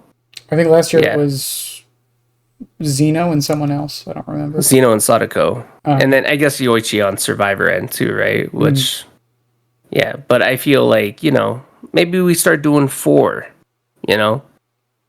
I was hoping Unknown would also get one. I kind of expected Vecna to, but Vecna did not. And then I also expected Dracula. I didn't expect Dracula to get one at all. Vecna I could maybe see, but I didn't think Dracula was going to get one this soon. Especially with the new skin we already knew it was coming. I felt because of how Alien got theirs, I kind of assumed Dracula would get theirs same year, But that didn't happen, right? But yeah, I expected Vecna, Dracula, but you know what? I'm pleasantly surprised with us actually getting, Pig and Chucky and Deathslinger, although they butchered Deathslingers. Well, that's a whole separate thing. Yeah, change the weapon. It's fixable at least. That's all I'm gonna say. Yeah, it's fixable. Hopefully, it doesn't take too long though. But yeah. Yeah. But yeah, no. I love Bubba's cosmetics. I think I have a lot of hope to get more though. Do you have one you prefer to run over the others? Yeah, so I like to run the grandma body, and then I like to run default head, and I think the mallet that you can see in the VOD there is from the grandma fit as well. But the base head is just, I love it because it's iconic. Lucky bastard, your killer doesn't have sets only. Yeah, not linked. Yeah, suck it, losers. Chucky is a doll, the most malleable thing on the planet. Why does he only have sets? Anyway. That's what I don't understand, because literally you could rip off his head, stick it on the other one, and put it there, and it's fine. Shit, you could probably do that even with the TIFF one, but I doubt that they would do with the TIFF one. But the other ones, without a doubt. Yeah, the TIFF one makes sense. I'm fine with that not being, but the other ones, it makes no fucking sense. Oh, it would what's the word? It would clip. That already happens with other skins. Yeah, that happens all the time with certain cosmetics. That there's many cosmetics that you feel like they gave the excuse oh, it's because it wouldn't look proper. And you're like, well, this one is a long shirt, right? And it clips into the pants aggressively. Why was that not linked, right? Yeah. It kind of feels like they pick and choose on what they like, but yeah. He doesn't really have any enough to really pick from, but if you had to, how many does he have? Is it 3? 3. 3. And default. And default. Or wait. Am I counting right? Hold up. Let me go. Is it 3 or 2? I feel like it's 3 with default. Yeah, it's 3 with default, okay. 4 with bloodied. Okay. I was gonna ask what your most hated one is, but by default, it would probably be default. No, it's actually Pretty Woman. Really? My least favorite. You don't like it? Yeah. No. Why? The mask is okay. I'll give you that. But the suit and the hammer, it's not my speed. I definitely like the wooden mallet. I think that's like without a doubt the best one. I feel like the default's even better than the sturdy hammer. Okay. But yeah, I mean, I do own the suit, but it's definitely not one I use ever. I more so bought it just so whenever I got somebody, I would put it on and just try to trick them into not thinking it was me. Oh, I see. Yeah. Next question is stats. So this is a pretty hard one to do, but do you track your stats at all on Bubba? I don't know what Bubba's track stat is. Is it downs? Yeah, so it's chainsaw downs, and I do check them frequently on DVD info. I'm spot number 15 on the leaderboard. Yeah, and I have 22,160 chainsaw downs. Jesus. Okay. Yeah. That is a lot. Well, there's a couple people with a lot more than me. There's here. Let me go to the thing, and I'll tell you. Here we go, Leatherface. So I'd say there's probably like 7 people that are over 50K, and the highest one is Guaze with 104,000. Oh my god. Yeah. I don't even think I can count that. Yeah, I believe he's a streamer as well. He does stream sometimes. I don't think he speaks English at all. I've never seen him speak English on his streams, even though I do watch him sometimes. Very good Bubba, and that's all he does. He just sits there and plays Bubba. Chat as fuck. Or no, he's like Libby with Oni. Yeah, there is somebody getting close though to him, which is Seth Kills. Which I know Seth. Yeah, great guy. Very good at Bubba.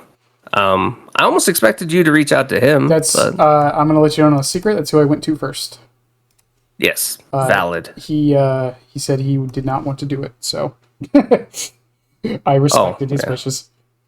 Yeah, I imagine time difference wouldn't be too kind for him. It's not even just that. Some people just don't like the long form thing. Some people can't talk for this long. Yeah, that's fair. Yeah, there's a few other creators I've had to who've said no, which is fine. So on to some of the viewer questions, by the way, unless you have any more stats you want to share with the class. Nope, I'm all good. All right. I guess there's one. I think I'm like the 5th most slugged person in the game. Yeah, that's me.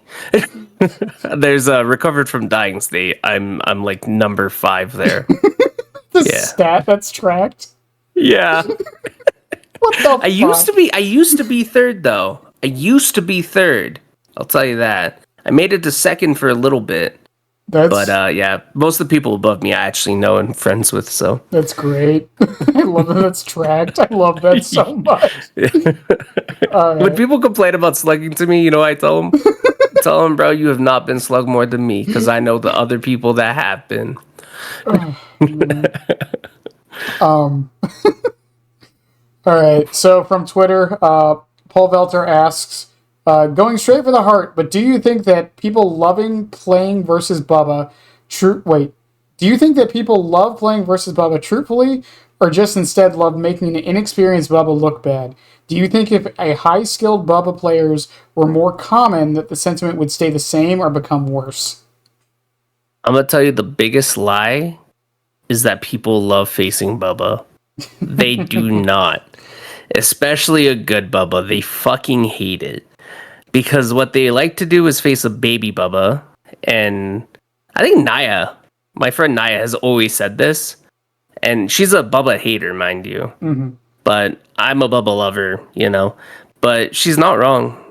People who quote unquote, but like, oh, I love Bubba in my bio, and on their Steam profiles where they have like Bubba Heart in their name, they rage at me the most because they lose. Because I don't get, I don't fall for all the stupid tricks of CJ's flashlights and all that. And I'm not gonna be a baby and chase and crash every 2 seconds. So, yeah, people like winning against a Bubba that's inexperienced for sure. Okay. From Blitz Dave, Do you have a favorite? Do you have any favorite mind tricks / approaches for different tiles? I guess it's the false locker tech, right? Mm-hmm. You saw me use it a lot. Yeah. It's just crashing into a locker and just like turning and like shitting on them there. Also pallet walls are pretty fun to play. Mostly because survivors don't have an option to really leave when they're at them, and they're forced to like try to play it off of your reaction there, and so you can actually go for pretty cool flicks consistently at pallet walls. Okay. So I do like those. Yeah. Okay. From Josh May Prime, have you ever ate anybody?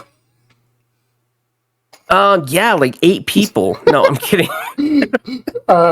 Okay, moving on. Cannibalism is actually something that I can't do. There was this movie called Scary Stories We Tell in the Dark. You do not have to incriminate yourself on this podcast.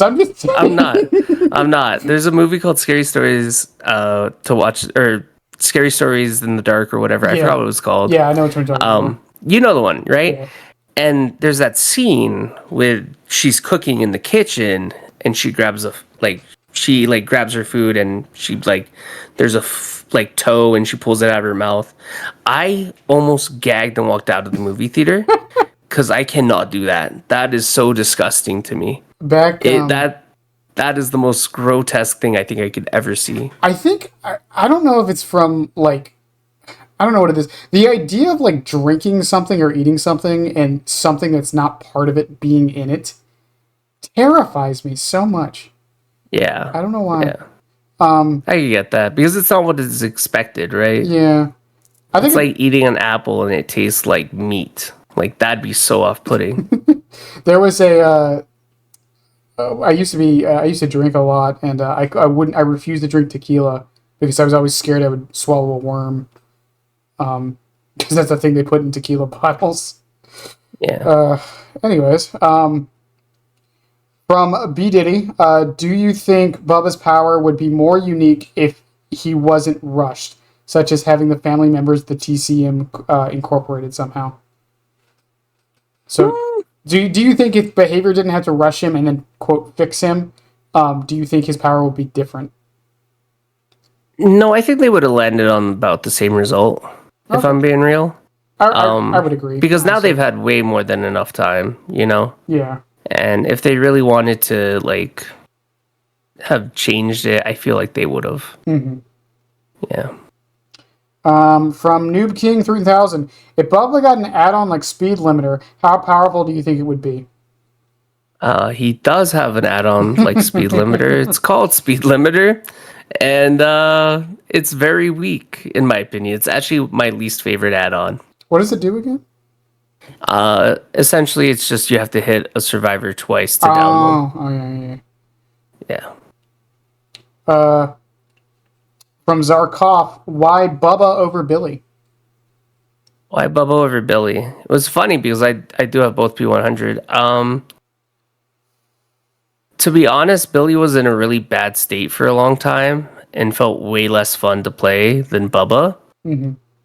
And now I've gotten to a point where I just love Bubba, man.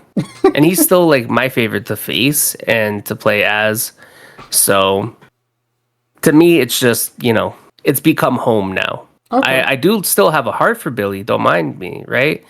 I do know he's a way better killer, but something just homey about Bubba. Okay. Last question actually, this is just the last question. Do you think from Kilda King, do you think Bubba's get a bad rep since most people associate him with camping and hard tunneling?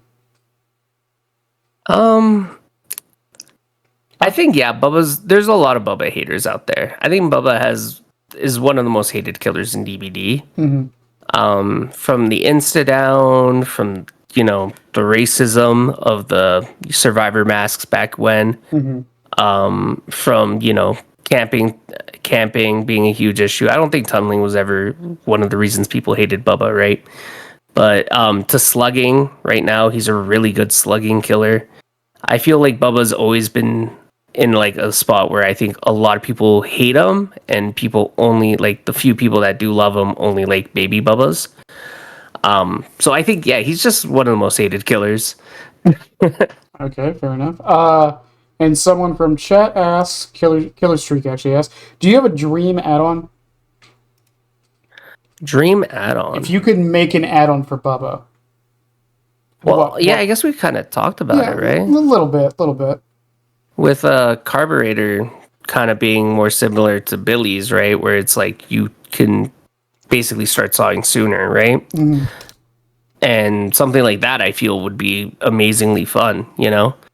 I guess they could keep the like minus 2% speed, that way that it wouldn't be as oppressive and you'd be forced to take Beast Mark. Mm-hmm. But yeah, I think that would probably be my dream add-on. Okay, fair enough.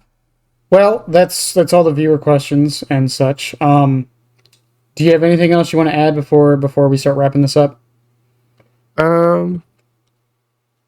Not much.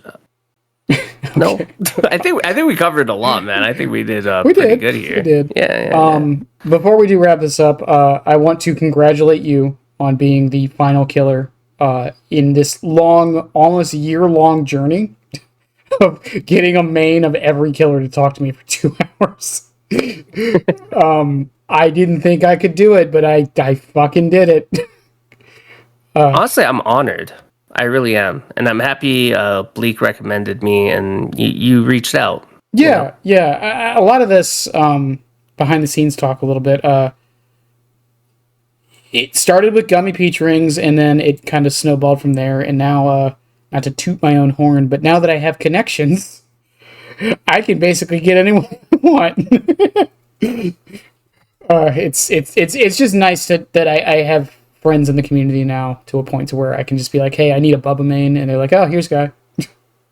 Yeah, honestly, I think what you did here is wonderful. It's something I know a few people have actually like talked about before, but nobody's had like, you know, the will to actually do it. It's a long process. It's a long process. It's a long process. I'm kind of curious as what you do next. Are you gonna just like, every new killer that releases? Are you gonna do maybe one where you get like a killer main to coach you? On each one. There's a couple of plans for what's next. First off, I need to bring some people back on for follow-ups for Doctor and Knight because they've been changed a lot. I'm bringing a couple of the older people back on because the format of how this has been done has changed a lot as well. Back when these started, they were very to the point and only asking the questions and getting answers. We didn't really go on tangents or anything, which I think is half the fun of this. And also, I'm bringing on other creators. Like I had Minskull on, and we talked about monetization. And I'm bringing on a few other people like that. Naya was on. We talked about solo queue Survivor and some changes that could happen to that. In the general sentiment from the player base. And I know one that's upcoming that I don't think you've shared yet, but that's a pretty cool one. I shared it with my Discord. But okay. Yeah, but not here. I know who you're talking about. But yeah. Basically, the plan at this point is, and I'm gonna go back through some of the more popular killers because like Huntress has like 20 mains. Wesker has like 20 mains. You know what I mean? Like I can get more people to come on to talk about those and get their opinions as well. Yeah, because it's not like people who made a killer are a hive mind.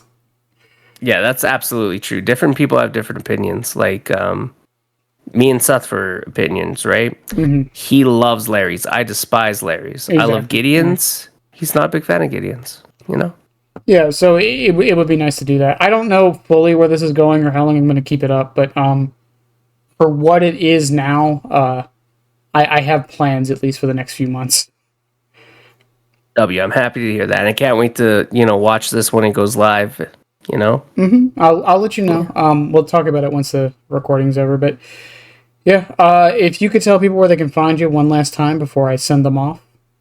Yeah, you can look me up on Twitch as Not Chicle. I stream Monday to Friday at noon Mountain Daylight Time, and then you can also find me on Twitter as Not Chicle. I did check. Did fumble that in the beginning, but I did check, okay? I did. Okay. And I'm like 90% sure. 90%. There's a 10% chance that my dyslexia kicked in. I do have dyslexia, okay? Don't judge me. I do too. I can judge you all I want. Okay. In any case, for those watching on the YouTubes, all that'll be below. I love you guys as always, and this has just been a wild ride, and I'm glad we made it to the end. I love y'all. Have a good one, and bye.